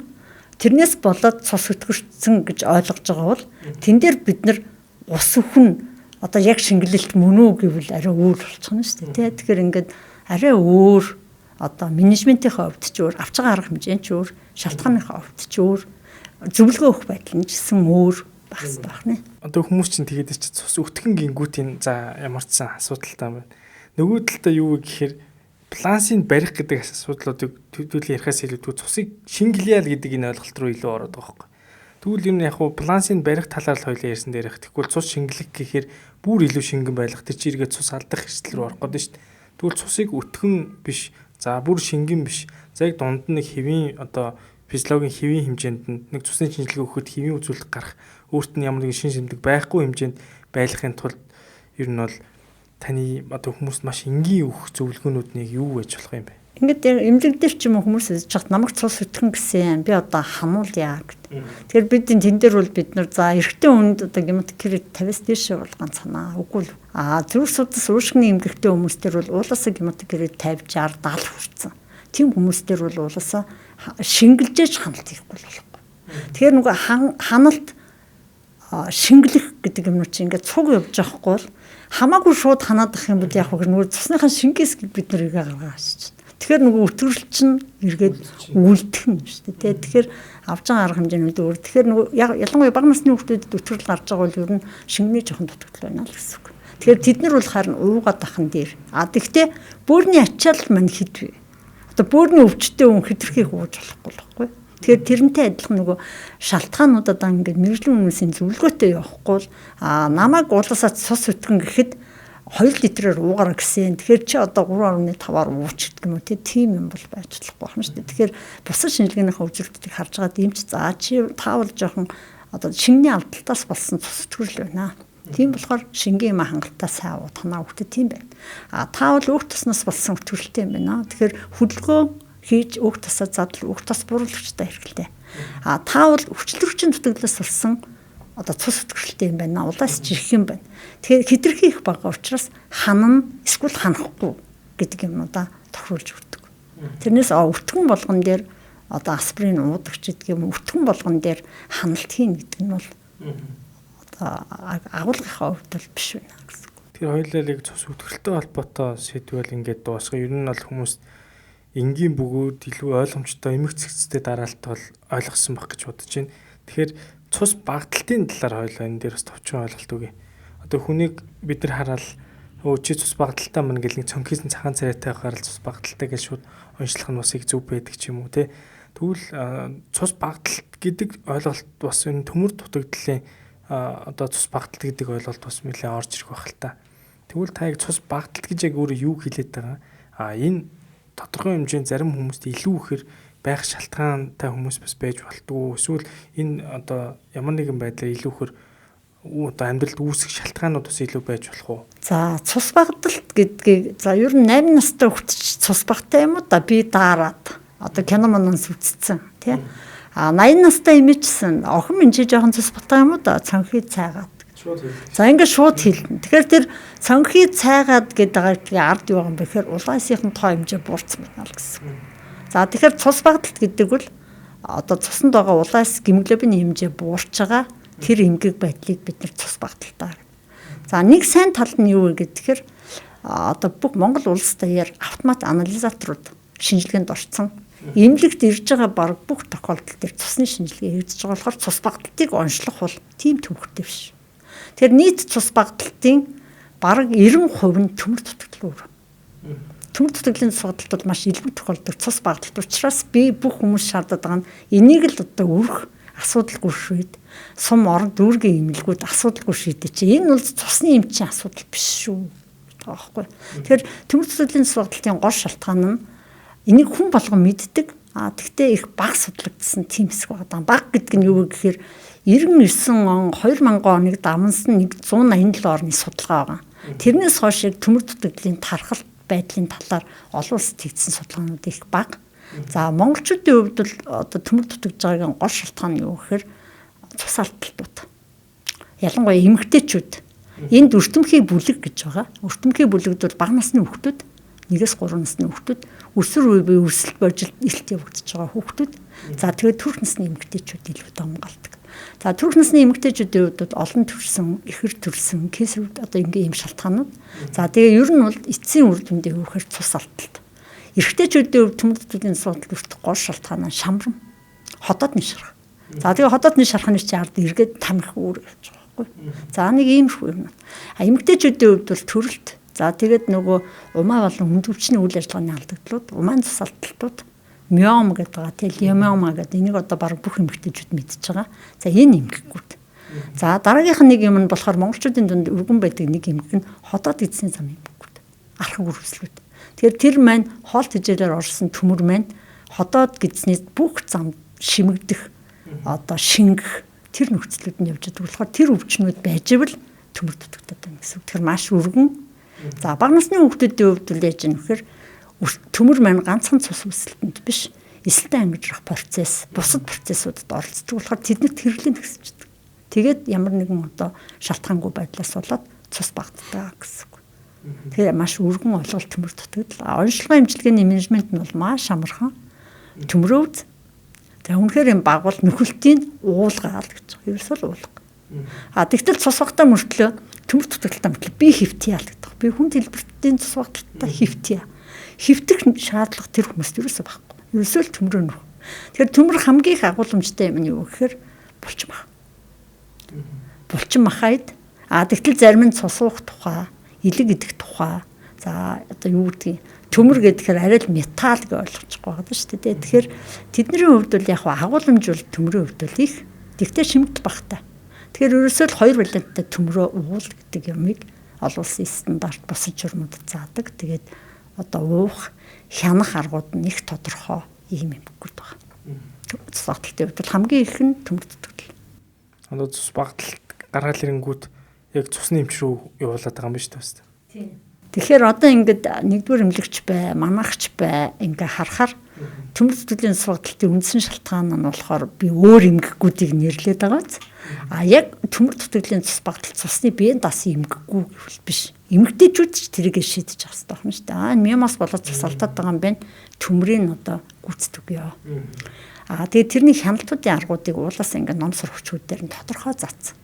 Үрхийн эмнэлэг дээр ч гэсэн одоо үрхийн эмнэлгүүд дээр бол санхүүжилтүүд бол маш сайн. Тэд нар ч гэсэн төмрөө нөхдөг, хяндаг байх хэрэгтэй. Тэгтэл цаа цус багтай юм байна. Эсвэл цус хий. Тэгтэл цус гэдэг бол юу гэхээр төмөр төтгөлийн үед авдаг арга хэмжээ бол биш. Үнэхээр энэ настай хүнд хүн төлбөрийн цус багталтайгаар ганц 2 удаа хий. Тэрнээс биш өөрөө одоо нөхөгддөг юм байна. Тэгтээ нөхөхийн тулд төмрөө уулгах уу, тарих уу, эсвэл хоолт хижээлээр дэмжих үү гэдг нь өөр. Төмөр төтгөлийн цус багталтын шалтгааны талаар олон улсад хийгдсэн судалгаануудыг харахаар айгүй сонин үр дүн харагддаг. Тэр нь юу гэхээр хөгжиж байгаа улс орнуудад хоолны дэглэм болсноос барьснаас болоод төмөр төтгөгддөг юм байна. Тэгтэл ядуу буруу орнууд одоо зүүн өмнөд Аз ингээ мах цах бах иддэг. За энэтхэг гэхэд өтгөн цай их уудгасаа мах бах иддгээсээ болоод хоолт хижээлийн дутагдлаас болсон цус багталтууд нь их. За монголчуудын хувьд бол харин олон улсын хэмжээнд тэр нь одоо сайн тал нь юу гэхээр бид нар маш сайн чанарын одоо булчин мах иддэгт байна л гэсэн. Тэгтээ тэргээр одоо яг цус багталт илэрсэн байгаа тохиолдолд бүрэн эмчлэх боломжгүй. Тэн дээр бол бид нар нэмэлтээр төмрүүдийг аваа л гэсэн. За төмөр одоо үрхийн эмч ч юм уу, дүүргийн эмч ч юм уу за ингээ бичээд өгчлөө гэж бодъё. Тэгэхээр төмрийг ер нь хизээ уух тогтмол цаг гэж байгаа юу? Энийг бас нэг витамин С-тэй хамт уугаад байгаа ачаал бүгдлийн тавс хэлж өгч. За төмөр маань өөрөө валент 2 валентаа бууруулж байгаа шимэгдэхтэй сайн. Тийм болохоор нөгөө хүчлэг уусмлаар даруулдаг. Тэгэхээр төмөр төтгөлийн цус багталт бол өөрөө хоол боловсруулах өвчний одоо хоол боловсруулах өвчнөөс болоод ихэнх хүмүүст үүсэдэг шүү дээ. Хотод гидсний зам эмгэгтэй хүмүүст. Нөгөө талаасаа төмөр маань тэр эмгэгүүдийг өөрийнх нь шинж болоо авчдаг. Төмөр төтгөлийн цус багталт нь өөрөө. Тэгэхээр тэр тохиолдолд бид нар яах вэ гэхээр ерөөсөл за эмч нарын бичиж байгаа жоор ингээ юмнуудыг харахаар юу харагдаж юм бэ? За ер нь ингэдэг юм байна монгол хүмүүсийн донд нэг эмийг өдрийн 3-аар уудаг. За тэргээ болохоор нэг 14-өөс 10 хоног уухаараа курс гэдэг нэг юм ойлголттой. Тэгээд яг курс гэдэг нь яг юу ч байгаа юм. Тийм одоо курс эмчилгээ гэдэг ойлголт олон улсын юмнууд дээр юусоо байдаггүй. За тэгэхээр энэ дээр үл яаж юм гэхээр агуулмж 2 валенттай төмөр хэр байх юм бэ гэдгээсээ төмрийнхаа сонголтыг хий гэсэн. Над дээр ингээ хүмүүс ирэхээр би Японы бэлтгэл ууж байгаа, Америкийн бэлтгэл ууж байгаа тэгээд байхгүй. Тэгээд нэг л адилхан. Тэгэхээр тэр Америк нь байна уу, Япон байна уу тэр агуулмж нь л чухал. Тэгтэл тэр Америк, Японд нь ууж байгаа юмуд нь төмөр төтгөлийн цус багталтанд зориулагдав. Төмөр төтгөлөөс сэргийлсэн юм. Тэгэхээр дооц нь дуумж нь хамаагүй бага. Тэгэхээр үр дүн багтай болчихж байгаа байхгүй. Эмч нар бол бичгтээ өдрийн 3-аар гिचгаар өдрийн 3-аар 50 мг таг уух гэж байгаа юм уу? 162 мг таг уух гэж байгаа юм чи өөрлөх гэдэг шүү дээ. Тэгэхээр хоногийн тун бол ингээ эмч нар яг ингээд нөгөө шинжилгээг харж байгаа, гэмглибийнхаа байдлыг харж байгаа. За өдрийн хоногийн тун тэд гэж тооцож өгсөн. Тэгэхээр төмөр дутагдлын цус багталт байгаа бүр хөнгөн үед энийг бол хоол хүнсээр засаж болох юм байна нэгдүгürt. Дараа нь гэвэл уухаар засаж болох юм байна. Дараагийн шат нь ахаад тариагаар байж болно. Тариагаар байж болно. Гэхдээ олон улс бол шууд тариагаар зөвлөдгөө. Ерөөсөө л уулга. Тэгтэл тарих нь хинд байх вэ гэхээр уулын төмөр маань хоолоор орлоо. Ходоодонд 2 валенттай болоод нарийн гидсний дээд хэсэгт шимэгдэх хэрэгтэй байхгүй юу? Тэгтэл ходоодны асуудалтай бол нөгөө 2 валент чадахгүй болохоор нарийн гидсэндээ шимэгдэж чадахгүй. Тэгэхээр нарийн гидс ходоодны асуудалтай бол бид нар уулгаад нэмэргүй. Одоо нарийн эзэн тайрагдсан бол уугаад нэмэргүй болчихж байгаа байхгүй тий. Хэр тайрагдсан, хаан тайрагдсан. Нарийн эзэн хаан дээд хэсэг тайрагдсан юм уу? Бүр доошо одоо бүдүүн гизтэй залгагдах хэсэг дээр тайрагдсан юм уу гэдгээсээ ялгаанууд нь гарч ирэх учраас уулах уу, тарих уу гэдэг нь өөр. Тэгтэл ихэнх хүмүүс л нөгөө тариаг сайн гэж ойлгоц учраас тариулах гэдэг. Тэгтэл уух нь илүү ач холбогдолтой. Тэгээ бүр одоо тариагаар засагдахгүй тохиолдолд бүр амь насны залж гэдэг юм таасаа хэлнэ штэ. Одоо өндөр настай хүмүүс ч гэдэг юм цус сэлбэх тэр дараагийн асуудал яригдана гэдгийг ярьж байгаа. Хүмүүс одоо яг цус одоо цусны кабинет дээр үзлэг дээр ингээ хараад тахаар хүмүүс ч гэсэн шууд л цус хэлбүүлчихье. Би угаасаа цус хэлбүүлчихдгийг тариулчихъя гэд шууд өөрийнхөө дураараа ингэж яриад байгаа бол энэ бас их буруу юм байна шүү дээ. Тийм. Тэгэхээр цус хэлбэлт яг вэхээр хүнд хэлбэр юм ч өөрөө сонгож хүн шүү дээ. Энэ хүн хоёрдугаарт одоо жишээлбэл 70 80 гарсан хүмүүст хоол боловсруулах замын шимэгдлийн үйл ажиллагаа тодорхой хэмжээгээр буурсан. Тэгэхээр тэр хүнд бол одоо цус үүсэл бас удаашрсан байна. Наснаас хамааралтай цус үүсэлт бас жоох удаашрдаг. Тэгэхээр тэр хүмүүстээр бид нар тэр үүслийг дэмжлэг нь хүлээгээд авах уу гэдэг юм байна. Тэгтэл тэр хүмүүс чинь хавсарсан юм хэрэгтэй зүрхний, уушгины. Тэгэхээр тийм тохиолдлууд дээр цус хэлбэн. Би бас нэлээд олон тохиолдлуудыг харж ирсэн. Ерөөс ингэж цус хийлгээл явагддаг. Тэр цус хийлгэн гэдэг чинь өөр нэгдүгээр хүний юм. Хоёрдугаар тэр цусны эсвэд маань өөрөө ерөөсөө хэдэн сар болоод задарчин 120 хоног. Тэгэхээр ингээл нөгөө шалтгаанаа олоогүй. Жинхэнэ имчилгээгээ хийлгээгүй болохоор одоо вампир шиг цусаал хийлгээ. Цусаал хийлгчүүд гоёлох гэдэг. Тэр бол айгүй буруу арга хэмжээ. Тэгэхээр тэн дээр харин удаан хугацаанд тэгэхээр нөгөө төмрийг тооцдог юмнууд байгаа. Энэ хүнд хэдээр өгөх юм? Хэд хоногийн дараа одоо шинжлэх ёстой юм. За тэгээд энийг бөөнөр нөх юм уу? Одоо хэсэгчилж өгөх юм уу? Гэхдээ тэр нь бол нөгөө тухайн эмч өөрөө тактик гаргана гэсэн. Ямар ч гэсэн л төмөр нөхөн гэдэг нь бол нэг номер асуудал байна шүү дээ. Тийм байна. За цус багталтай хүн өөрийгөө ингээд мэдэх ямар шинж тэмдгүүд байж болох юм бэ? Тарих тулгай иргэн, за арил салс цонхийн цайн, зүрх дэлсэн, амьсгаад нь хэвийн үед одоо 3 давхарт ямар ч асуудалгүй гардаг байсан бол жоохон алхахад амьсгаадах, чих шуугах, нүд ирээлжлэх. За бага насны хүүхдүүд болохоор одоо юу яах? Нөгөө шороо ч юм уу хүнсний биш зүйл идэх хүсэл төрөх. Оогоо идэх ч юм уу тий. За эсвэл ингээ утаа машин мотоцикл яваад өнгөрөхөд утаа нь гой санагдах. Шүн унтчихад хөл татвагнах ингээ янз янзын шин эсвэл булчин сулрах. Ялангуяа төрх насны эмэгтэйчүүд дээр бол нөгөө нэг жоохон ханиах энэ төр дээр шис тусгнаад идэх. Тэр нь бол юу гэхээр одоо юуны давсгны булчин жоохон сул учраас. Тэгээ ядрах, сүлдэх. За дээр нь болохоор хүүхдүүдэд өсөлт удаашрах.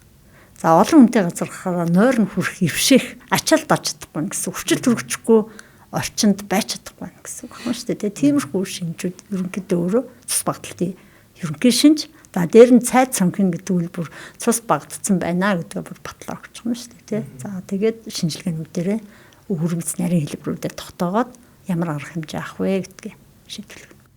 Шинжилгээнд дэр одоо гарч байгаа үзүүлэлт нь гэвэл хүмүүс яг энэ үзүүлэлтүүдээ баг зарим нь өөрсдөө хараад мэддэг болсон байна шүү дээ. Цус хөтгөрлөлтийг тоохгүй ингээд удаа явах юм бол хүндрэл нь юу байж болох юм бэ? Хүндрэл нь юу гэхээр хамгийн хүчил төрөгч дутагддаг эрхтнүүдэд өөрчлөлтөд өгнө. Тарихны үйл ажиллагааны алдагдал, санах, мартах тий.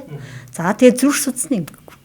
Яг гэвэл цус хөтгөрсөн юм чинь зүрх маань их хэмжээний хүчээр цусаа эргэлдүүлэх нь шүү дээ. Тэгэхээр зүрх томрох, зүрхээр хатгах, зүрх өвдөх. За тэгээд одоо захын хөхрөлтүүд гэдэг. За цус багталтын талаар нь ойлголт бол их гоё одоо ойлголт өвчлээ. За тэгэхээр цусны хамтрын талаар асууя.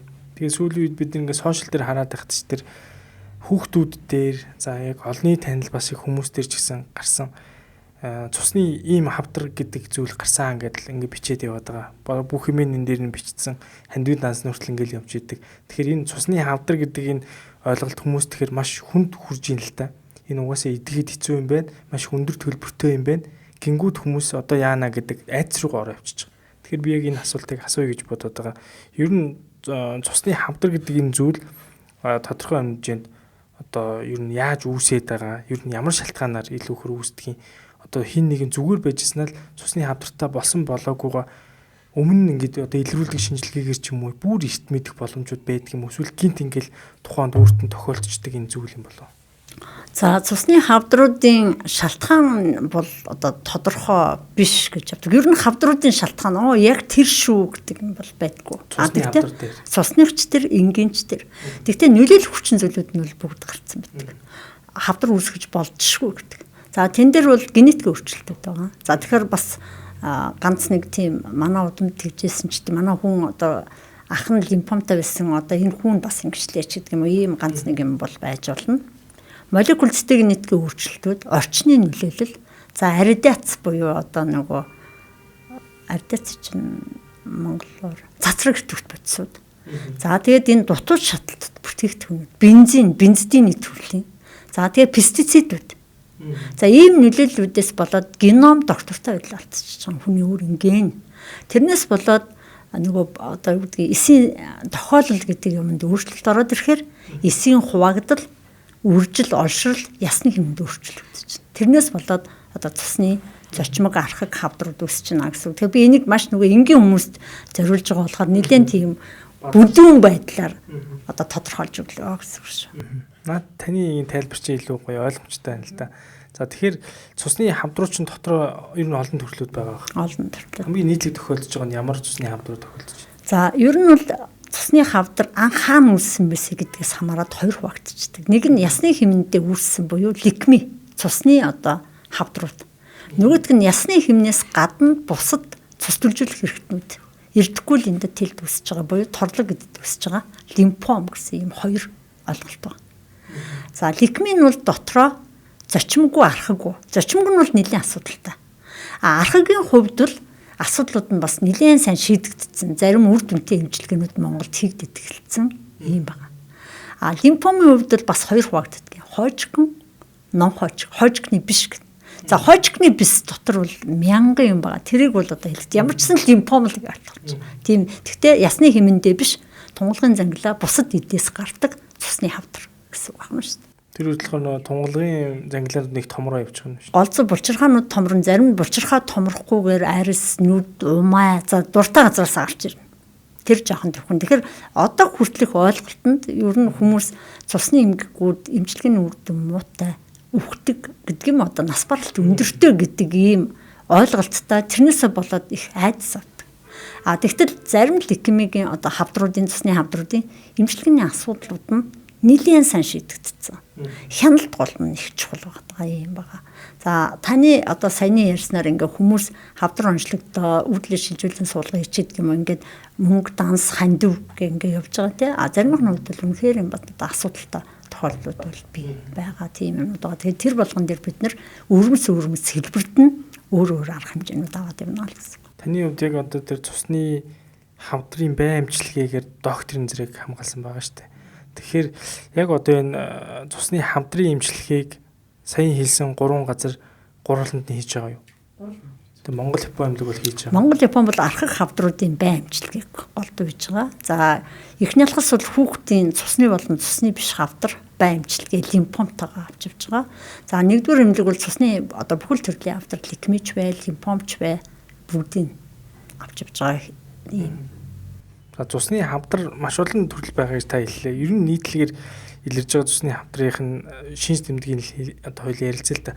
Одоо над хин нэгэнд одоо хоёулын сонсож байгаа хин нэг магадгүй те маш ховор тохиолдлоор ч юм уу тэр шинж тэмдгүүд нь илрээд тэр нь яг хавдар мөн ч үеж болно үгүй ч үеж болох байх л та. Ер нь иймэрхүү шинж тэмдгүүд илрээд байвал заа бас болохгүй байгаа юм биш үү гэдэг энэ зүйлийг ойлгож аваасаа гэдгийг таас хэлж байна. За нэгдүгээр шалтгаангүй цус багтах. Шалтгаангүй гэдэг нь одоо цус алдаагүй хоол тэжээлийн дутагдлалд ороогүй мөртлөө өгсөн чинь цусны шинжилгээ өгсөн чинь цус багтах. За энэ бол бас одоо зочмог лейкеми онцлогдох гол шалтгаан болдог. За дараагийн юм нь болохоор тодорхой шалтгаангүй лейкоцит цагаан эсийн тоо ихсэх багасах. Энэ тэгэхээр энэ цусны хавдруудын нэг хэцүү юм нь шинжилгээнүүд дээр илүү одоо өөрчлөлтүүд өгдөг. Хүндэрсэн үедээ бол одоо цус багдах, цус алдах, халдварт өртөх, элэг дэлгэр томрох, тунгалгын булчирхай томрох гэсэн ийм шинжүүдээр орж ирнэ. Гэхдээ энэ шинжүүд илэрсэн байгаа бол хавдар бас нэлээд удацсан байна. Шинжүүд нь тийм. Шинжилгээний өөрчлөлт нь бол одоо цусны яг лейкемигийн хувьд бол эхнээсээ цахим цуснд өөрчлөлт өгч явдаг болохоор шалтгаангүй ялцсан төрөл байгаа. Ялцсан цагаан эс нь ямар ч халдвар малдвар аваагүй ч гэдэг юм ямар шалтгаангүйгээр дээшээ доош ингэ хэлбэлзээд байгаа. За тэн дотроо бид нар бас ингээд нарийн түрхэл центр хийж хараад за энэ бол ер нь с ิจ гтэй юм байна ингээ хяналтандаа авдаг. Тэгээ хамгийн гол юм нь ясны хэмжээ шинжилгээгээр одоо цусны хавдар мөн биш гэдэг нь тогтогддог. За ингээд тогтоогдсныхаа дараа молекул цитогенетикийнхаа энэ юунаас болсон хавдар вэ? Молекулынхаа хувьд өөрчлөлт байгаа мó? Цитогенетик буюу хоромсомынхаа хувьд өөрчлөлт байгаа мó гэдгийг наривчилж харж өвөрмөц хэмжилгээнүүдийг хийдэг болсноор зарим хавдруудын одоо тавилан тодорхой хэмжээгээр сайжирсан ийм одоо төр зураг харагдаж байгаа. Шинж тэмдгүүд нь сая их байна тий. Ер нь Азийн цагаан цус одоо үзүүлэхэд ялцсис их өндөр болоод байх нь байна.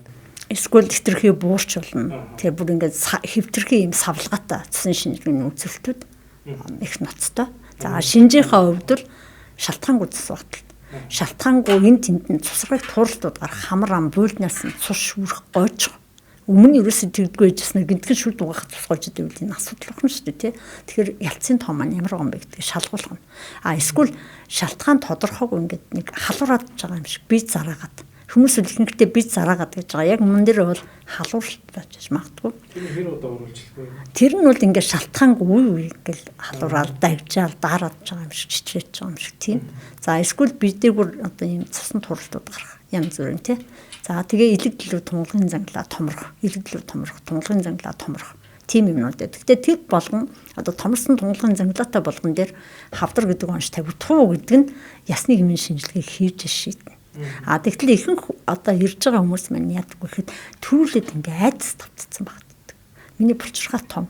Шууд хавдар. Тийм ер нь хавдар гэж ойлгоцсон. Одоо тэгтэл архан мэлэлэхгүй зэгт бол тавилан маш сайтай. Ийм ингэв. Би одоо хамгийн сүүлийн нэг тохиолдлыг зөв жишээ болгож ирэхэд тэр хүнд хавдар гэдэг ойлголтыг өгсөн байна. Тэгэхээр нөгөө нэг өгтөө тайлбаруудаа маш зөв өгж мэрэгжлийн эмчийн зөвлөгөө авахгүй бол одоо нөгөө чат GPT тэргээр ингээ мэдээлэл төрүүлж аваад өөрөө сэтгэл санаагаар төрүүл явчихж байгаа. Тэр хүн нь бол стрессээс гарч чадахгүй. Би өвөх чинь ингээ ойлгоц бадган шүү дээ. Тэгтэл тэр хүний одоо онш нь бол бүр молекул байн хэмжилгээ хийгдээд 10, 15, 20, 30 жилээр явах боломжтой тийм. Тэгтээ стрессээс гарч чадахгүй.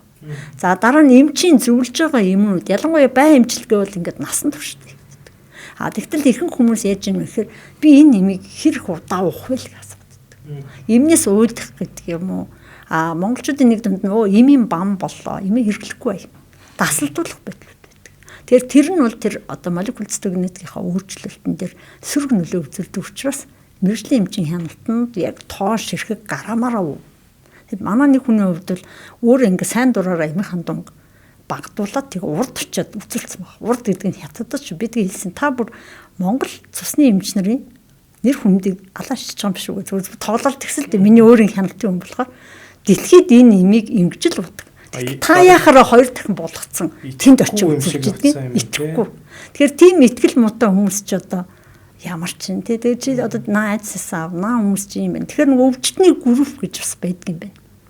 Би өөрөө тийм сошиалд амар их ороод идэггүй болохоор цусны өвчтөй хүмүүс. Тий одоо жишээл бүр архан мэлэлэхгүйзийн групп ч гэдэг юм уу те. Ингээ бүр ингээ оншоор групптэй байдаг юм байна. Тэгээ тэн дотор нөгөө өөрсдийнхөө ойлголтоор ингээ тайлбаруудаа тавьсан. Тэр нь бол нөгөө яг тэр хүний хэлээд байгаа нь ингээд манай одоо хөдөө орон нутагт байгаа хүмүүс чинь бүр энэ өвчнөө баг мэдгчгүй явдаг юм байлээ. Тэд нар чинь айгур 50 амгалан хугацаанд ирж имээ өгчөөл хугацаанд ирж чануулчаад юуч бодохгүй. Нөгөө нэг чат GPT өөр юмнууд уншсан юм чинь нөгөө буруу мэдээлэл дээр хүн сандарч чичрахаараа илүү их акцент аваад байдаг юм байна. Тэгээд тэрнээсээ болоод ингээ айцсаа гарч чадахгүй байхгүй. Тэгэхээр энэ дээр бас нөгөө эмчийн дагах, эмчийнхаа зөвлөгөөг сонсох тэр мөр бол бас айгүй чухал. Одоо археологчдод бол ер нь айгүй боломжтой. Зарчимгууд бол ингээ хугацаа алдсан бол үнэхээр асуудалтай. Зарим нь ч гэсэн одоо бас боломж бай хэмжилгээнүүд нь гарцсан. Тэр дээр бай хэмжилгээ гэдэг дээр би хэлэхэд бай яг ер нь хавдартай хүмүүс ягаад тийм их айдас давтцсан юм гэхээр одоо 70-80-аад оны үеийн ойлголт нь өөр болсон байхгүй. Тэр 70-60-аад оны үед хавдрыг юу гэж ойлгож ирсэн бэ гэхээр энэ бол ерөөсөө л эсийн замбраагүй хуваагдал гэж үзчихсэн учраас хуваагдлыг дарангуулах юмнуудыг хэрэгжилжсэн. Тэр нь гаж нүлээхтэй асуудлуудтай. Одоо болохоор энд юу орж иж юм гэхээр энэ бол ер нь архаг үргэлжил юм шүү. Одоо хавдар гэдэг бол архаг үргэлжил юм. Үргэлжил гэдгийг бид нэр бас буруугаар ойлгодог. Тэр нь юу гэхээр улаацсан, хавдцсан тийм байгаа дэвэл үргэлжил болоод тэгвэл архаг үргэлжил бол тийхгүй. Тэр нөгөө одоо цитокины шуурга гэдгийг ковидор баг хүмүүс мэдлээ шүү дээ. Тэр цитокины зохицуулгуудын алдагдлаас болоод эсийн хуваагдал өөрчлөгдсөн. Зарим нь бүр ингээд өвөхгүй удаан амьдраад байгаа. Тэгэхээр тэрнээс болоод ингээд байг яг энэ хавдрын эс дээр яг юу илрээд байгаа. Тэр өөрчлөлтийн эсүүдийг устгадаг юм зарим юмнууд дээр тусдаа гарцсан болохоор прогноз буюу одоо тэр төгсгөл тавилан сайжирсан байгаа юм шүү дээ. Тэгэхээр эмчийн зөвлөгөө, мэрэгжлийн хүмүүсийн зөвлөгөөг авч бас ингээд зөв мэдээлэл хүргэхгүй бол чат GPT-д одоо төрүүлээд хямраад ажиллахгүй юм шүү дээ. Шинж тэмдэггүй явж байгаад бүр хүндрэлөө орох тохиолдлууд юу байх вэ? Байна. За тэр одоо тэр нь бол юун дээр байх вэ гэхээр зарим хүмүүс ер нь ингэдэг юм байна. Халуураад яваад ахаар за эсвэл зарим нь бас хоолоо нь өвдөж болно. Ингээд илрэх гол шинжүүд гэж байна. Бас туслах шинжүүд байна. Тэгэхээр нөгөө хүн болгон дээр илэрч байгаа шинжүүд нь өөр болохоор бас янз янз. Зарим бүр мэдрэлийн шинжээр ч илэрнэ. Цус чинь нөгөө хүрхгүй газар байхгүй. Нөгөө судсараа дамжаад бүгд төрөлтөнд очиж байгаа болохоор хавдрын эсүүд маань байрлахгүй газар байдаггүй. Тэгэхээр хаана очиж байрлсан тэндээсээ шинжүүд өгнө л гэсэн үг. Зарим нь одоо сүрээтэй андуурагдаж болно. Тэгэхээр шинжилгээгээ өгөх нь зөв. Зарим нь халбарт өвчнүүдтэй андуурагдаж болно. Тэгээд нөгөө хүн маань ингээ анзаарахгүй явж хагаад хугацаа алдчихдаг. Тэгээд тэр одоо өвчний тавиланг тооцох үзүүлэлтээр байгаа. Өвчин эхлээд 3 сар болцсон бол тавилан жансруур нөлөөтэй шүү. Тэгэхээр нөгөө 3 сарын хугацаанд анх нэг шинжилгээ өгөх жоохон өөрчлөлт байсан. Тоохгүй явж байгаад 3 жилийн дараа ч орж иж чинь те 30 хоногийн дараа ч орж иж чинь ингээ янз бүр. Тэгэхээр өөрт нь ямар нэгэн завар мэдэгдэж байгаа цусны шинжилгээг ядаж төрүүлээд өгчихтол шинжилгээнд юу вэ гэдгийг нь харагдана л гэсэн. Бас бодмоор л юм байна те. Ер нь тийм учраас ер нь би хаагаа нэг ойрхон үзүүлээ ядаж нэг цусны шинжилгээ өгөөд хахад гэхдээ яг цусны шинжилгээ өглөө гэж бодоход хүн бусад бүх хавдраас сэргийлж ин гэж ойлгоод идэг тийм зүйл бол байхгүй. Хоёул яг ерөнхий үрвсэл юм уу эсвэл цусны хавдрын талаар өнөөдөр ярьж байгаа учраас за цусны хавдраас сэргийлэхийн тулд ядаж ихний ээлжинд бид нар цусны дэлгэрэнгүй шинжилгээгээ өлөө үедээ өгсөн байхад л за нэг ерөнхий нэг юм байгаа юм биш үү гэдэг юм бол харагдах нь шүү дээ. Тэгэхээр би бас ингээ ард ирээд нэг үзэж байгаа болохоор нэг юм хэлж байгаа чинь тэр нь юу гэхээр хүмүүс ингэдэг юм байна. Ер нь одоо саяны тэр эртэлрүүлэгт бол манайх маш амрагдсан. Тэгээд нөгөө эмнэлэгт ирэхдээ тэр шинжилгээнүүд нь багхгүй. Яац ингэхээр гэртээ орчихсон. Тэгээд бид нар чинь бол нөгөө энэ өмнө ямар байсан юм бол яг ямар хугацаанд энэ үүсч үгээ ингээд нөгөө юмнуудаа тооцоолох гэхээр зарим шинжилгээ нь хаягдсан. Зарим шинжилгээ нь өөр газар өгөгдсөн болохоор нөгөө систем рүү орж ирч чадахгүй. Тэгэхээр нэгэнт өгөгдсөн шинжилгээнүүд байгаа бол нэг хавцснийгээд хадгалаад за 2023 онд таны шинжилгээ зүгээр ирсэн байна. 24 онд бол бас гайгүйсэн биш үү. За 25 онд та өгөөгүй юм байна. Тэгэхээр 26 оны одоо 1 сард таны энэ үзэлтүүд гарсан юм байна. Тэгэхээр энэ ямар ч хэдэн жилийн өмнөх процесс биш байна гэдэг юм а харж баримжаалах, чиглүүлэх тийм юмнууд хийн. Тэгэхээр цусны шинжилгээнд гарч байгаа өөрчлөлт болгоныг одоо цусны юм гэж хэлж болохгүй. Яг гэвэл цус өөрөө мэдрэг учраас ямар нэг юм бийж болохгүй бол өөрөө маш их өөрчлөлт өгдөг. Тэгэхээр одоо энэ илгнээс болцсон эсүүдийн цөөрөлтөө, халдвараас болцсон эсүүдийн өсөлтөө, вирусээс болцсон ялцсын цөөрөлтөө ингээд ялгалтууд гарч ирэх учраас одоо ямар ч гэсэн цусны шинжилгээнд байгаа өөрчлөлтүүд гэдэг бол нэлээд чухал. Цусны шинжилгээний өөрчлөлт нь заримдаа шинж тэмдгээсээ төрүүлж гарч ирнэ. Заримдаа бас хожууж гарч иж болно. Тэгэхээр нэгэнт өөрчлөлт өгсөн бол хяналтандаа л бид нар байлгаа бичдэг. За асуудал байхгүй. Ясны юмээ шалгах хүлээж байгаа. Тэгэхээр ихэнх хүмүүс яадаг вэ гэхээр манай эмч үзээд намайг одоо тийм байж магадгүй хэлсэн. Тэгэхээр би одоо ингээд хүлээгдэх хам зүгүүл цаг алдаад байгаа юм биш үү? Цаг алдаад байгаа юм биш үү? Тэгэхээр бид нар бол нөгөө зарим юмнуудын нэлээд сайн шалгаж байсан. Хяналтанд байж байгаа 3 сарын дараа асуудал гарвал шууд ирээрээ гэж ингээд хэлдэг юм шүү дээ. Яг л тодорхой хэлдэг. Тийм тодорхой тийм. Тэрийг л маш сайн ойлгоод хидэх санаа зовхгүй. Угаасаа эмч үзээд хэлж байгаа учраас эмчтэй итгээд явна шүү дээ. Тэр хугацаанд асуудал гарвал ирнэ, гарахгүй бол эмээ ууж байгаа дараа нь тэр үзлэгтээ ирэхэд бол асуудал байхгүй л гэж үзэж байгаа шүү дээ. Тэгээд олон хүнээс олон зөвлөгөө аваад за яг жинхэнэ төрөлсөн мэрэгжлийн хүн байгаа. ерөнхий мэргэжлийн чинь байгаа. Одоо жишээ би нүдний зөвлөгөө өгнө гэвэл утгагүй асуудал байна шүү дээ. Яг тэрнтэй адилхан сонсон болгон дээрээ хамаг юм агуулад байж болохгүй учраас яг л одоо эмчийн заалт зөвлөгөөгөр л явах нь ард иргэдэд чухал та. Хоёлаас ярьслаа штэ. Одоо магадгүй яг цусны шинжилгээнүүд дээр өөрчлөлт гарч байгаа хүмүүс одоо сонсонгуудаа за би хамтартай гэж магадгүй гэдэг жоохон айц төрж иж магадгүй. Тэгвэл энэ шинжилгээг бариад шууд тань дээр хүрээд ирэх нь зөв юм уу? Эсвэл энийг ахаад жоохон ажиглах ёстой юу? За тэгэхээр нөгөө хэрвээ үнэхээр өөрт нь одоо ядрах, сулдах шалтгаангүй нойр хоол бүтэн турж эцэх ялангуяа биеийн жинг 10% хүртэл мэдээж дэглэн бариад турж байгаа үнийг би над дээр хэрэглэхгүй шүү дээ. Бид нар дээр хэрэглэхгүй эмчнэр дээр шалтгаангүй одоо туралтууд энэ бол бас хавдрын шинж өөрөө балаа явцдаг. За шалтгаангүй халууралтууд одоо хоолой үдчиж халуурж ивэл энэ шалтгаантай байна шүү дээ. Тэгэхээр тэр эсвэл одоо толгонд нь бах идэт юм гарцсан булчиргаа томорцсон энэ төр байвал энэ бол арай өөр. Тэгтэл тэр тодорхой хугацааны дараа эмчнэр зөвлөд байхад арилахгүй. Тэгэхээр нөгөө 7 хоноо дээр 14 хоноо дээр гээл ингэхээр зарим хүмүүс яг хугацаанд ярьж байгаа. Зарим нь болохоор энэ эмчнэр ч одоо ингэ дахин ирүүлээд. Тэгээ бас нэг тийм төгшөх юм байгаа. Тэгэхээр тэн дээр бол нөгөө яг л одоо эмчнэр яа гэсэн тэргээл одоо хараа байж хас биш. Өөр одоо юу баггүй дээ. Хоёлаас түрүү ярьлаа. Буулнаас ус гарах шүдээ гоож ихт ингээд ингээд шүлсэн ихаар буулнаас ус гарч байгаа хүн байж магадгүй. Тэгээд ингээл харсан чинь хизээ зөгцөн мэдэгдэхгүй ингээл хөхрөлтүүд үүссэн хүмүүс байж магадгүй.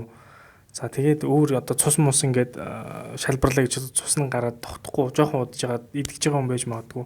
Энийг яг энэ одоо энэ цусны өвчтөй хүмүүсээс ялгах тийм өөр одоо ялгаанууд юу байгаа юу?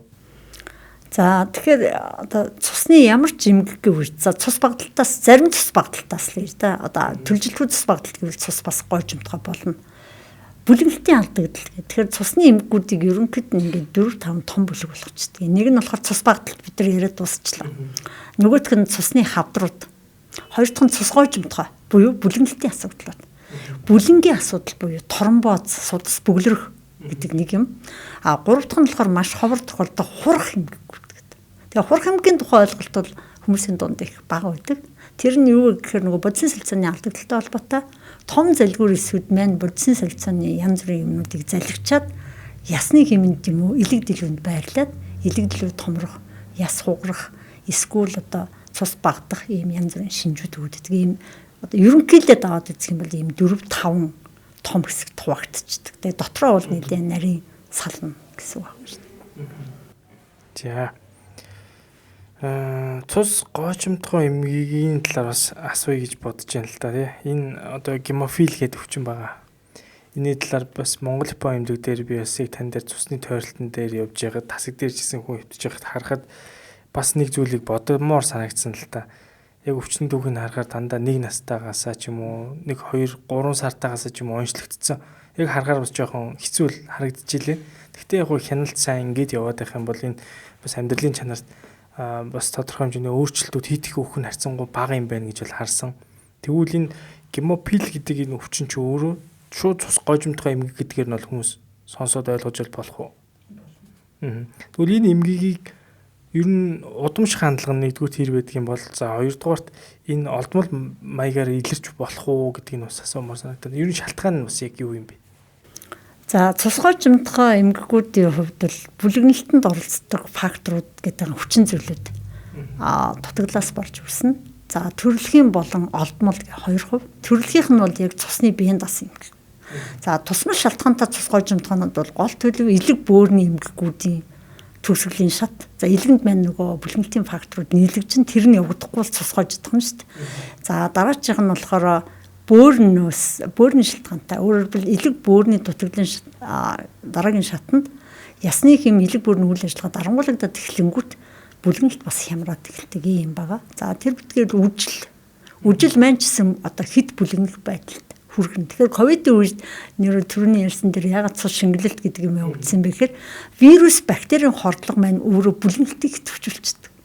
Тэр утгаар нь бүлэглэлтийг бууруулах гэж ковидын үед асприныг одоо уужсан байна шүү дээ. Тэгэхээр эсвэл тэр асприн, гепарин ч гэдэг юм уу цус шингэлэх эмүүдийг буруу хэрэглүүл цус гойжин. Тэгэхээр цус шингэлэх эмүүдийн хэрэглээ бол одоо тун хэмжээний зохицуулгууд бол яалтчгүй эмчин хяналтанд хийгдэхгүй дураараа хасаал хийгээл тариал явж байгаа юм биш байна гэсэн. За одоо ерөнхий төрөлхийн тусгай жамтгай эмгэгүүд дотроо бол гемофили илүү давмгалж байгаа. За дараагийн нэг илүү тохиолддог тусгай жамтгай эмгэг нь бол ялтас цөөрөлтөд. За ялтас цөөрөх нь бол маш олон шалтгаантай тэн дотроос нэг нь л яг цусны биеийн даасан эмгэг, бусдууд нь бол бусад эмгэгүүд шинж тэмдэг байдлаар. За тэгээд төрөлхийн эмгэгүүд бол голдуу удамших хандлагатай.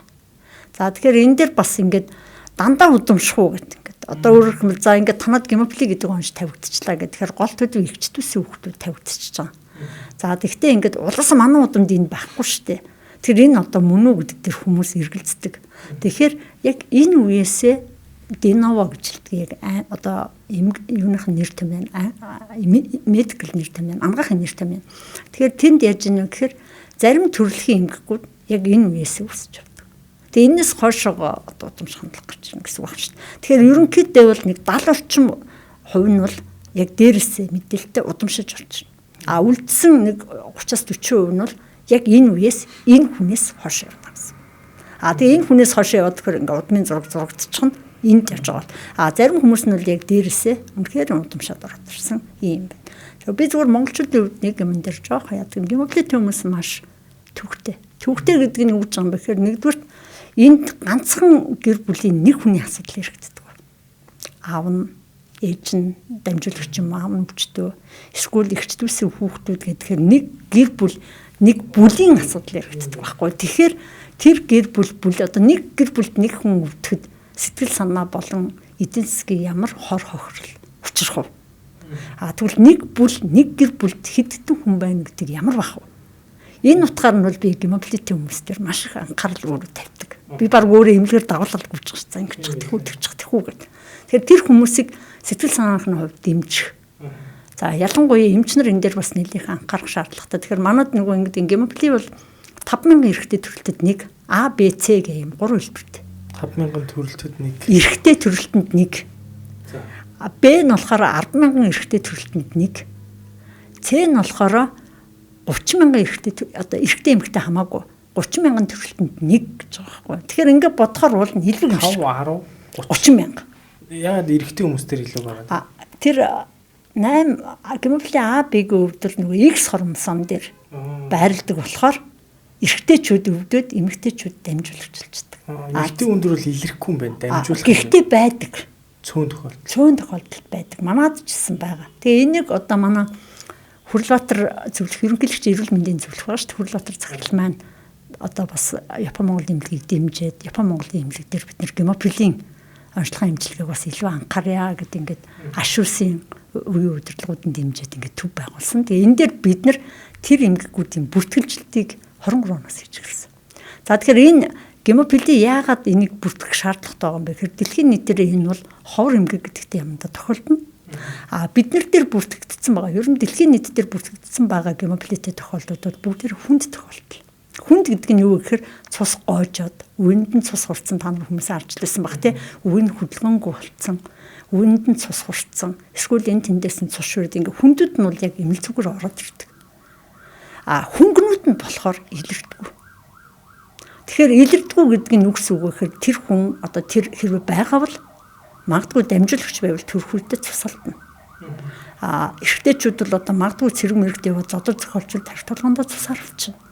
Эсвэл магадгүй нэг мэдэхгүй байж байгаа тагалгаанд орсон чи хэмжээний цусалдаад хүндрэл үүсгэж байна. Тэгэхээр эдгээр бүртгүүлээ авчвал бид нар энэний эмчилгээнийх нь асуудал нь бүр генийхэн төвшөнд шийдэгдэж байгаа болохоор бүртгээд авчвал энэ хүмүүс яг эрүүл хүн шиг явах боломжтой. Одоогийн байгаа хүмүүс чинь бол яаж юм гэхээр уулаасаа тэр рекомбинант эмчилгээ, нөхөх эмчилгээ, фактор нөхөн гэдэг байгаа шүү дээ тийм. Манай хүмүүс бол энэ өвчнөө бүр амар сайн мэднэ. Фактор нөхөх эмчилгээ хийхээс өмнөх үеүүдийн насанд хүрэхчд байгаад байгаа болохоор үгний гэмтэл мэтэл нь маш сайн их байдаг байхгүй. Одоо олон улсад харьцуулахад манад үгний гэмтэл их. Тэгтэл одоо хөгжсөн улс орнууд бол энэ хүмүүс яг эрүүл биш. Фактор нөхөөл, яг гэвэл фактор нөхөөл явж байна. Тэр рекомбинант факторууд 7 хоногт нэг юм уу 2 удаа хийлээ. Бид нар нөгөө тун хүнд хэмжээгээр нь тохируулаад хийгээ өгчөж байгаа болохоор цус гойчихгүй яваад байгаа байхгүй. Тэгэхээр цус гойчихгүй гэдэг чинь одоо тэр хэмжлэгийн үр дүн. Тэгтэл нөгөө хийж байгаа арга нь бас буруу байна. Тэгэхээр recombinant factor-ыг буюу гемоглобиныг ингээ хянаад эхлэхэд миний хамгийн харамсчихсан юм нь юу байсан бэ гэхээр фактор бол яг ингээ олон улсын тусламжаар авч ийн эмэлгүүд бас ингээд тодорхой хэмжээгээр худалдаа авалтуудаа хийгээд нөхөж байгаа боловч хангалттай нөхөждөг байна. Тэр чинь килограммжинд тооцож өгдөг юм баггүй. Тэгтэл нөгөө анх чи сая хэллээ шүү дээ. Ингээ бүр 1 сартаагаас 3 сартаагаас ингээд хүнд хэлбэрүүд бол эртнээс онцлогдчихж байгаа. Тэгээ онцлогтой явангууд жил тэр хүмүүс чинь ингээл амьдрал жин нэмэгдээл ингээл яваад байгаас жин нэмэгдээл томрол тун нэмэгдээл. Тэгтэл нөгөө одоо мөнгө хөрөнгөний асуудал нь ялангуяа эмнэлгүүд төр яг нөгөө 2023 онд ямар байсан. Тэр төсвөрөөл яг төсвөрөө явуудахар ч болохгүй. Сүүлийн үед бол бүр төсөв дээр бас нэлийн асуудлууд гарч ирж байгаа учраас факторын хангалт гүйцэтгэж. Одоо хэдэн оны төсвөр яг тэр чигээр явж байгаа юм бэ? Монголын фон бол арай өөр. Би бусад эмнэлгүүдийг мэдэхгүй байна. Гэхдээ яг тэр гемоглобинээс одоо гемоглобин өвчтний холбоо гэж үгдгийн тэндээс ирж байгаа мэдээлэл бол ерөөсөө л худалдаа авалт болохгүй байна.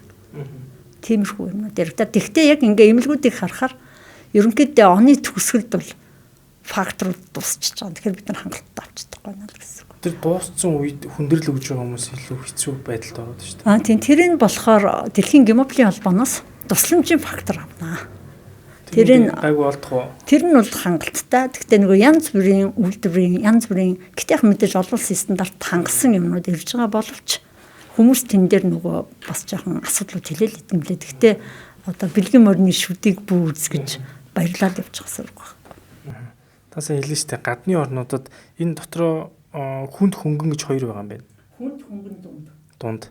Монголд хараад байхаар таны бүртгэлжүүлж байгаа хүмүүс дотор ангилахад аль нь яриа илүү? Хүнд, ерөөсөө хүнд хэлбэрүүд. Факторын төвшин нэгээс доош буцсан. Тэдэр нь болохоор та яг юу ингэж хэлсэн гэсэн үг үү? Яг одоо жишээлбэл тэр төсөв мөнгө нь эмний хангалт нь гадны орнд маш сайн байдаг учраас нэг настайгаас онцлогдсоос нь эхлээл килограмм жимтэнд дандаа хяналтаар нэг юм нь огт тасрахгүйгээр хийгдэд из учраас яг жирийн амьдралаар явж байгаа. Монголд болохоор тэр нь алдагдаад байгаа учраас та бүхэн одоо ингээ сайн ажилласан ч гэсэн тэр цаанаасаа төсөв мөнгө одоо ийм тарианы асуудал үүсээд тэр хүмүүс тэрнээсээ хоцроод хүндрүү илүүхээр ороод байгаа юм. Үгүй анханасаа энэ дээр би бас яг энэ бас бусад хүмүүс ч гэсэн сонсоосаа гэж хэлэх гэж байгаа юм. Энэ өвчний хүндийн зэрэг нь анханасаа л хүнд гэж тавигдсан бол насан туршдаа хүнд. Анханасаа л дунд зэрэг гэж тавигдсан бол насан туршдаа дунд баггүй юу? Тэгтэл одоо ингээ хөдөлмөр зохион байгуулалтыг групп сунгах гэд очингууд энэ факторын шинжилгээг өгөө гэх тэр хүмүүс.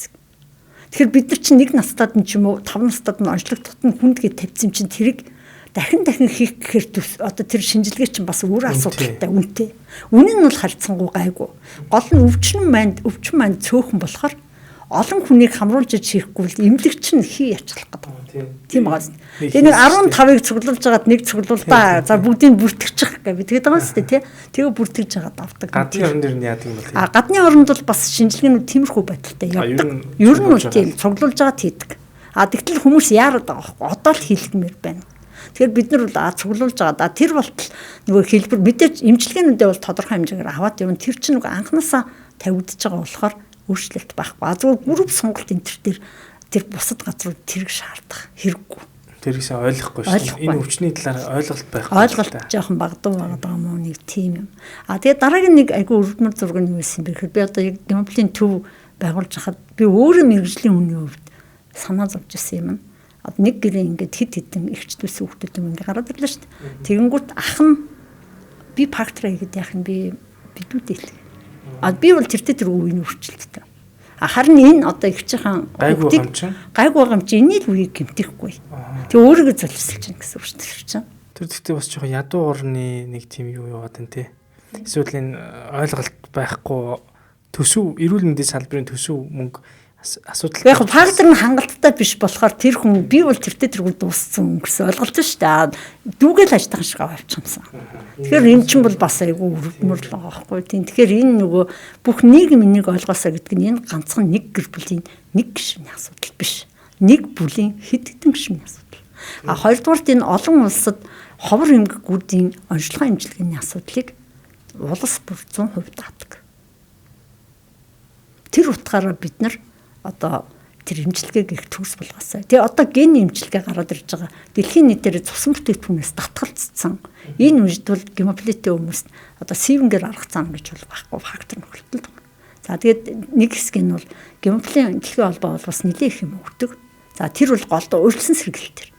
Урьдчилан сэргэлт гэж юу вэ гэхээр тогтмол 7 хоногт нэг юм уу 2 удаа хүн түмнийхэн зэрэг самраад байнга таринал гэсэн үг. Тэгтэл тэр хүрэлцээтэй биш байгаа учраас хүмүүс 7 хоногт нэг удаа эсвэл үеийн өвдгөр ч юм уу асамж авахар тэгж байгаас үеийн өвдгөрөө хийдгээ.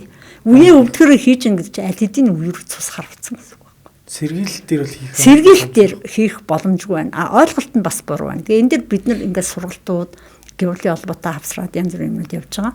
Тэгвэл ингээд хавхаар бас нэг юм хэцүү юм. Одоо жишээл залуу аав ээж нь ирэхгүй. Уулын залуу аав ээжд нь ойлголтын зөв хүчмөр байгаа. Өвөө юм юм гол.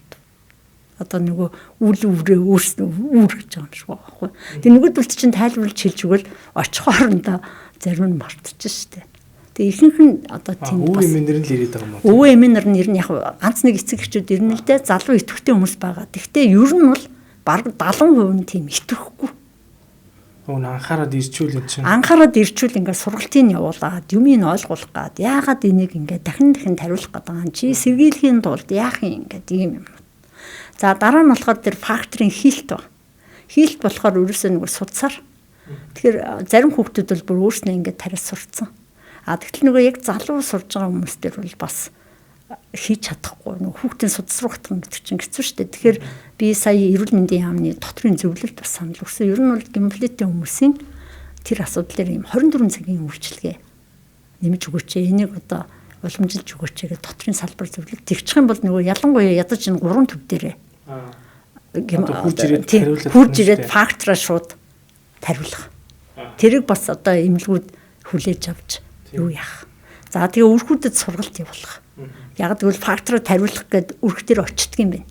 Тэгэнгүүт үний чинь би ерөөсөө тарьж мэдгүй. Харж байгаагүй мэдэхгүй. Цусныхаа эмч рүү яв гэхээр одоо хотын төвөөс батанд горох, нэгдүгээр эмнэлэг орох, нөгөө их налгас дээр очихоор чинь төгжрлүүдээс гадна нөгөө цаг авалтууд гэдэг юм чи асуудалтай болчихж байгаа. Тэгэхээр энэ дээр сая бид нар бас эрүүл мэндийн хөгжлийн төв, эрүүл мэндийн яамны эмнэлгийн тусламжийн газар энэ төр хариуцаад ер нь бол ингээд бүртгэлжилтээ сайхан хийгээд одоо яг 3 сар тутамд факторуудын өгөөд явъя гэдэг. За тэгээд тэр одоо тусламжаар ирсэн факторууд бол уулын сэргийлтэнд ашиглагдах хэрэгтэй. Тэгтэл нөгөө эмнэлгүүд зарим талдаа гүйцэж авч чадахгүй. За магадгүй гемофилтэй хүн хаалганд орох боллоо шүү дээ. Хаалганд орох бол нөгөө нөөцөөсөө бид нар татаж авна. Анхнаасаа бол юу гэдэг вэ гэхээр анх гемофилийн төв Монгол Японд дээр хадгалж хахад байгуулж хахад хэлжсэн юм. За танаа эх жилийн хэрэгцээ яг хэд юм бэ? Хэдэн гемофилтэй хүн ямар фактор хэрэглэх юм? Тэр тодорхой бус. Тэр нь тодорхой байх хэрэгтэй байхгүй юу? Тодорхойлчод за манайх бол нэг 15 манайх ч одоо 70 хэдэн хяналтанд байгаа. Гэхдээ тэрний идэвхтэй хэвтэлт хийх нь 3-5 40 сэргийлтүүдээ ингээд сайхан хийчихэж гин гэсэн үг шүү дээ. Хийлээ. За тэгэхээр манайх бол тэдмийн олон улсын нэг зэрэг авах юм байна гэ ингээд захиалчвал эртгэн захиалчвал нөгөө компаниуд нь тэрийг одоо эмийн компаниуд нь үйлдвэрлэлд захиалдаг байхгүй. Тэр чинь үнэтэй болохоор нэг нь баг нэг ийм 500 мянга чинь баг 500 мянга та нэлийн үнэтэйсэн шүү дээ тийм нэлийн үнэтэй. Тэгэнгүүт яддаг тэр компаниудыг олон улсын хэмжээнд яг дэлхийн нийт жилээр хэрэглэх хэрэгцээгээр нэг мэс үйлдвэрлэдэг яг нэг кодтой. Тэгтэл манайх нөгөө захиалгыг гүйцэд өгч чадахгүй болохоор дутаад тахгүй. Нөгөө үйлдвэрлэл нь ерөөсөө яг л тэдийг хийн. Монголоос одоо захиалгатай тийм гэх ингэсэн. Бүртгэлтэй хүнийх нь тоогоор л заавал захиалах юм биш үү? Ер нь бол яг бүртгэлтэй бол биш. Ер нь нөгөө эмнэлгүүдийн захиалгаар. Тэгэхээр эмнэлгүүд бүх тооцоололтоо хөрснө зөв хийгээд гаргаад өглөө гэх. Тэгэхээр бид нар тэрийг 10 сараас өмнө 11 сар гэхэд тэр олон улстай өгсөн байх хэрэгтэй. Тэгтэл эмнэлгийн төсвүүд чинь он гараад яригддаг юм байна. Тэгэхээр бид нар чинь нөгөө нэг одоо ингээд захиалга ярихаар тэр чинь тодорхой хэмжээгээр гоцорсон. Болохоор жоохон хэцүү. Зүгээр бусад илүү гарцсан бүтээгдэхүүнүүдийг бол одоо тэр дэлхийн гемофилийн холбоо хандмын журмаар нийлүүлдэг. Тэр нь цусны төв дээр байна гэсэн трансфузиологийн төв дээр. Эмнэлгүүдийн хувьд бол яг гүйцэд авах боломж жоохон муу. Яг тэгвэл үнэтэй учраас эмийнхэн төсвийн ихэнхийг аваад авчих байхгүй. Тэгэхээр жоохон асуудалтай. Тэн дээр эмнэлгийн төсвүүд ангаараа биш. Бүр яамнаас Тийм тэр төсөв тусдаа төсөв гарч өгөх ёстой юм биш үү? Тийм ер нь тийм байвал бас дээр үж магадгүй. Таны яг бодож байгаа яг гол зорилго бол тэр байгаа юу? Тийм. Төсөв тусдаа багасаа л гэдэг. Одоо эмнэлгүүдийнх болохоор дана эмнэлгийн төсвөөс л явдаг юм уу? Эмнэлгийн төсвөөс явж байгаа. За зөвхөн би жишээ л авч байгаа шүү. Жишээ нь одоо ингэж нэг эмнэлэг эмэндээ 1.1 хэдэн тэрбум ч юм ингээд зориулахаар одоо нөгөө төсвөө хийж өгнө шүү дээ. Оныхаа төсөлд хийгээд өгтөл хэрвээ тэнд нэг 2 гемоглобинтэй хүний жилийн хэрэгцээ ороод ирвэл тэр чин баг одоо тэрний 3-1 нь авчихж байгаа. Тэгтэл нүгэ эмнэлэг чинь бас өөр үйл ажиллагаа явуулна шүү дээ. Өөр хэсгүүд байна. Тэн дээр мөнгөнд дутаад эхлэх байхгүй юу? Тэгэхээр тэрийг бол ерөөсөө л зохицуулгын тэгж хийчихгүй ялангуяа үнэтэй юм уу тэр байн эмчилгээнүүд эсрэг биеийн эмчилгээнүүд ингээд нөө цусны хавдрууд үрж хийж байгаа өрмөц эмчилгээнүүд байгаа. Тэр эмчилгээнүүдийг бол ерөөсөө л тэгжил зохицуулахгүй болж байгаа асуудалтай байж магадгүй. Зөв миний харж байгаа нь тэр гэхдээ мэдээж бодлого боловсруулагчд бас бодож сансан зүйлүүд юм байл байгаа л та. Одоогоор яг бүртгэлтэй Монгол улсын хэмжээнд бүртгэлтэй гемофилтэй хүн хэд байгаа гэсэн бэ? За дэлхийн гемофилийн холбооноос бол танад нэг 450 орчим байх хэрэгтэй. Тэд нар чи олон улсад ингээ бүртгэлүүд хийгээ гарцсан шүү дээ. За яг Монгол улс дээр бол ингэж байгаа төрлийн тусгай жимтгай эмгэгүүд бол нэг 170 орчим байгаа хаа гэдэг. За би бол 3 жилийн хугацаанд ингээ харахаар за гемофили бол ер нь бол 130 орчим л байгаа юм байна. Тэгээд нөгөө бусад эмгэгүүд бас байгаа шүү тусгай жимтгай. Тэгэхээр тэр нөгөө өмнө гемофили байж магадгүй гемофили юу гэдэг юмнууд дээр бид нар ингээд наривчлан шинжилгээнүүд Монгол Японд дээр хийгээд тэгэхээр Вилбранд өвчин бас энэ их олон тохиолддоггүй. Төрлийн бусад тусгай жимтгай эмгэгүүд онцлогдоод ороод ирж байгаа. Тэгэхээр ер нь бол тийм ховор тохиолдолтой гэдэг юм уу?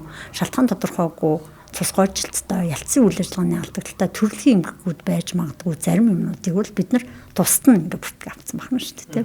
Тэгэхээр тэн дээр ингээд миний харахад бол одоо 5 6 бараг 8 төрлийн 10 хэдэн өөр тохиолдол орж ирж байна гэсэн үг. Ерөөсө фибриноген байхгүй ч гэдэг юм. Төрөлхийн фибриноген байхгүй. Тэгэхээр тэр чинь бүлгэнэлт бас асуудалтай байна гэсэн үг байна шүү дээ. Тиймэрхүү ингээ өөр ингээгүүд.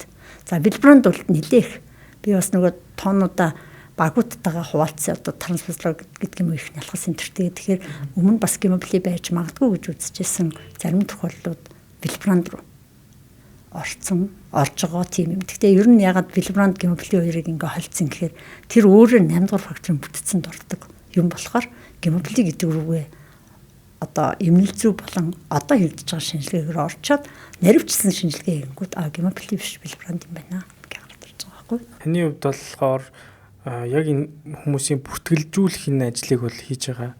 Тэгээд энэ дээрээ одоо хоёулыг нь магадгүй нөхөдөө гэртээ үзэж байгаа хин нэгэн. За ингээд энэ одоо хоёулыг нь бас эмчнэр бас үзэж байгаа.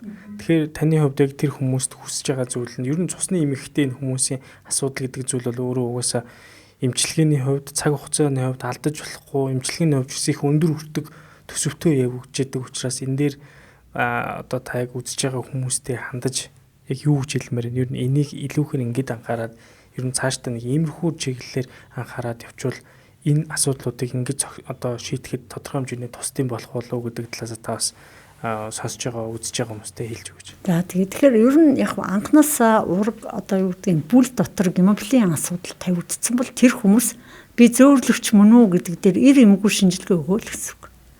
Тэгтэл нөгөө яг ингээд төрөлхийн эмгэг гэдэг дээр хүмүүс жоохон ичих гэдэг юм одоо ичих юм бол биш л дээ. Би бол хүмүүс хэлж байгаа наа ч ерөөсөө ичих юм биш ээ. Бид нар ч гэсэн ямар генийн дутагдaltaй байгаагаа мэдэхгүй.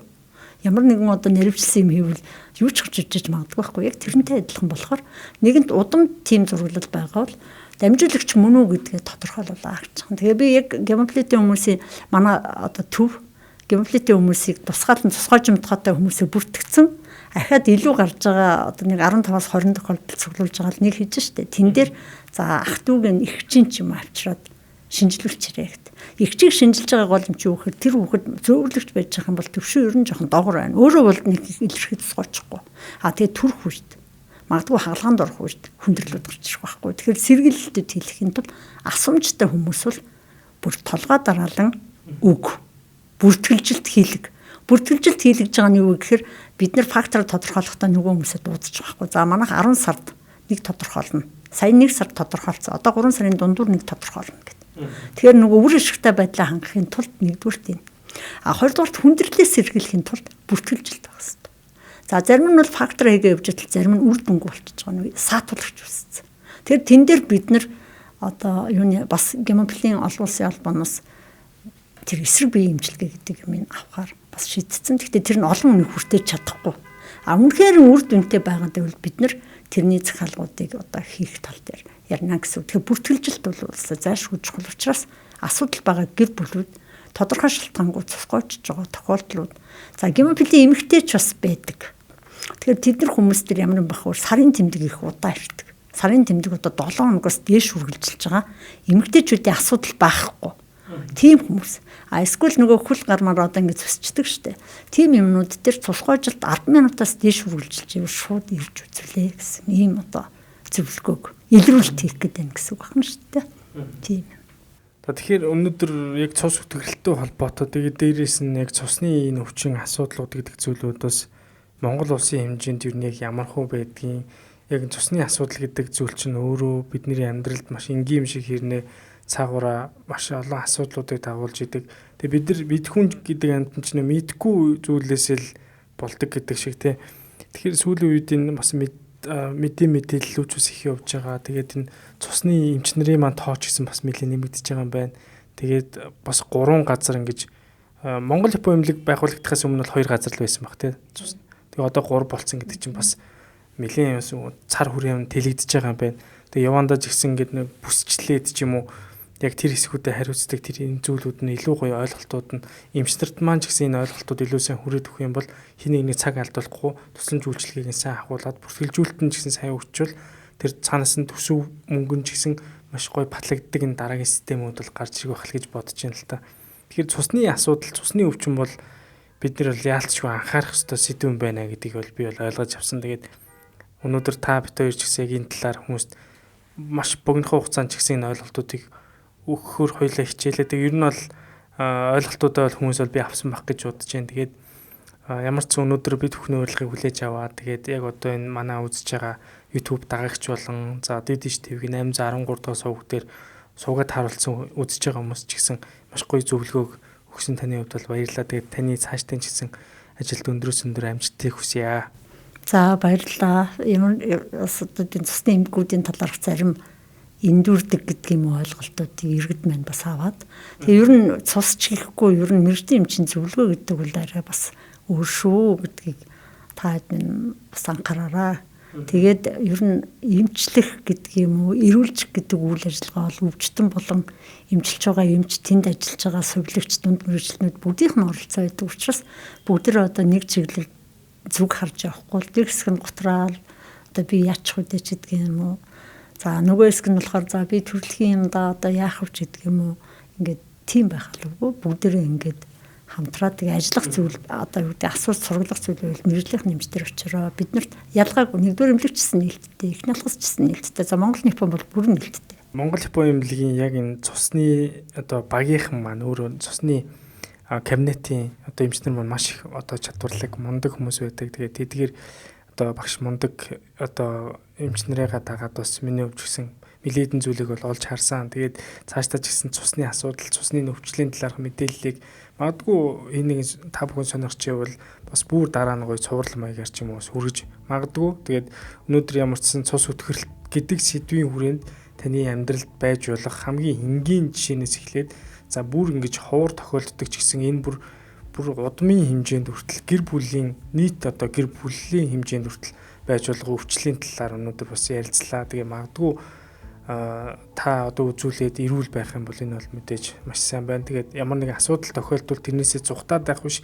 тэр асуудлуудаа эртхэн шийдээд эртхэн одоо онцлуулаад эмчлүүлээд явах юм бол одоо цусны хавдрын хувьд ч гэсэн тавилангийн хувьд бол харьцангуй сайн байдаг талаар бас өнөөдөр багш маань хэлж өглөө. Тэгээ өнөөдөр цочин хоморт маань бол ангаах ухааны доктор, за профессор, Монгол хипон эмнэлгийн цус генийн төвийн эрхлэгч, Монгол улсын зөвлөх эмч хүндтэй хот гэрэл багш маань оролцсон. Тэгээд магадгүй та бүхэн илүү дэлгэрэнгүй мэдээллийг авахыг хүсэж байгаа. За магадгүй бас цусны талаарх ойлголтыг цаашаа лавшруулж мэдхийг хүсэж байгаа. Ямар нэгэн асуудал байна гэж үзэж явах юм бол нэгдүгээр эмнэлэг дээр, за эхний хэлхс дээр, за Монгол хипон эмнэлэг гэсэн энэ 3 газар бол энэ цусны баг хамт олон ингээ байж байгаа.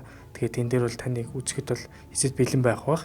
Тэгээд мэдээж энэ салбар бол цаашдаа хөгжиж байгаа. Тэгээд энэ салбарыг хөгжилж гисэн хувь нэмрээ маш өндөр одоо хувь нэмрийг оруулж явж байгаас цусны талаар өнөөдөр миний хэмжээнд хамгийн сайн ярьж чадах зочин багшигаа бас ингэж одоо зочин мортой өрсөндөө миний хувьд гэсэн маш их баяртай. Тэгээ олон шавнар нь үзэж байгаа байх. Тэгээ багшийн ярианаас маш олон зүйлийг ойлгож аваад амьдралдаа хэрэгжүүлээрээ дотрийн эмчнэр мэдээж багшийн одоо удирдлагаар явж багшийн хичээлийг сонсож явсан байх. Тэгээд зарим нь эргэлзэж исэн ойлголтуудыг ч гэсэн эмчнэр ч гэсэн сонсож аваад энэ зүйлүүдийг одоо цаашдаа үйлчлүүлэгч нартаа ч гэсэн зөв чиглүүлэх ажлуудыг хийхэд бол их хувь нэмэр оруулсан байх гэж бодож байна. Тэгээд дараагийн маш чухал подкастаар иргэнж уулзлаа. Баяртай. Тэгээд мэдээж энэ подкаст танд хүрэхийн тулд ивент итгэгчийн тусламжтайгаар хүрж байгаа. Тэгээд өнөөдрийн ярилцлага дунд 2-3 одоо шторк бас дундуур явсан баг. Тэгээд энэ бол ивент итгэгч байгууллагын тусламжтайгаар энэ зөвлөгөө танд бас үн төлбөргүй хүрж байгаа юм шүү. Тэгээд дараагийн чухал подкастаар иргэн уулзлаа. Баяртай.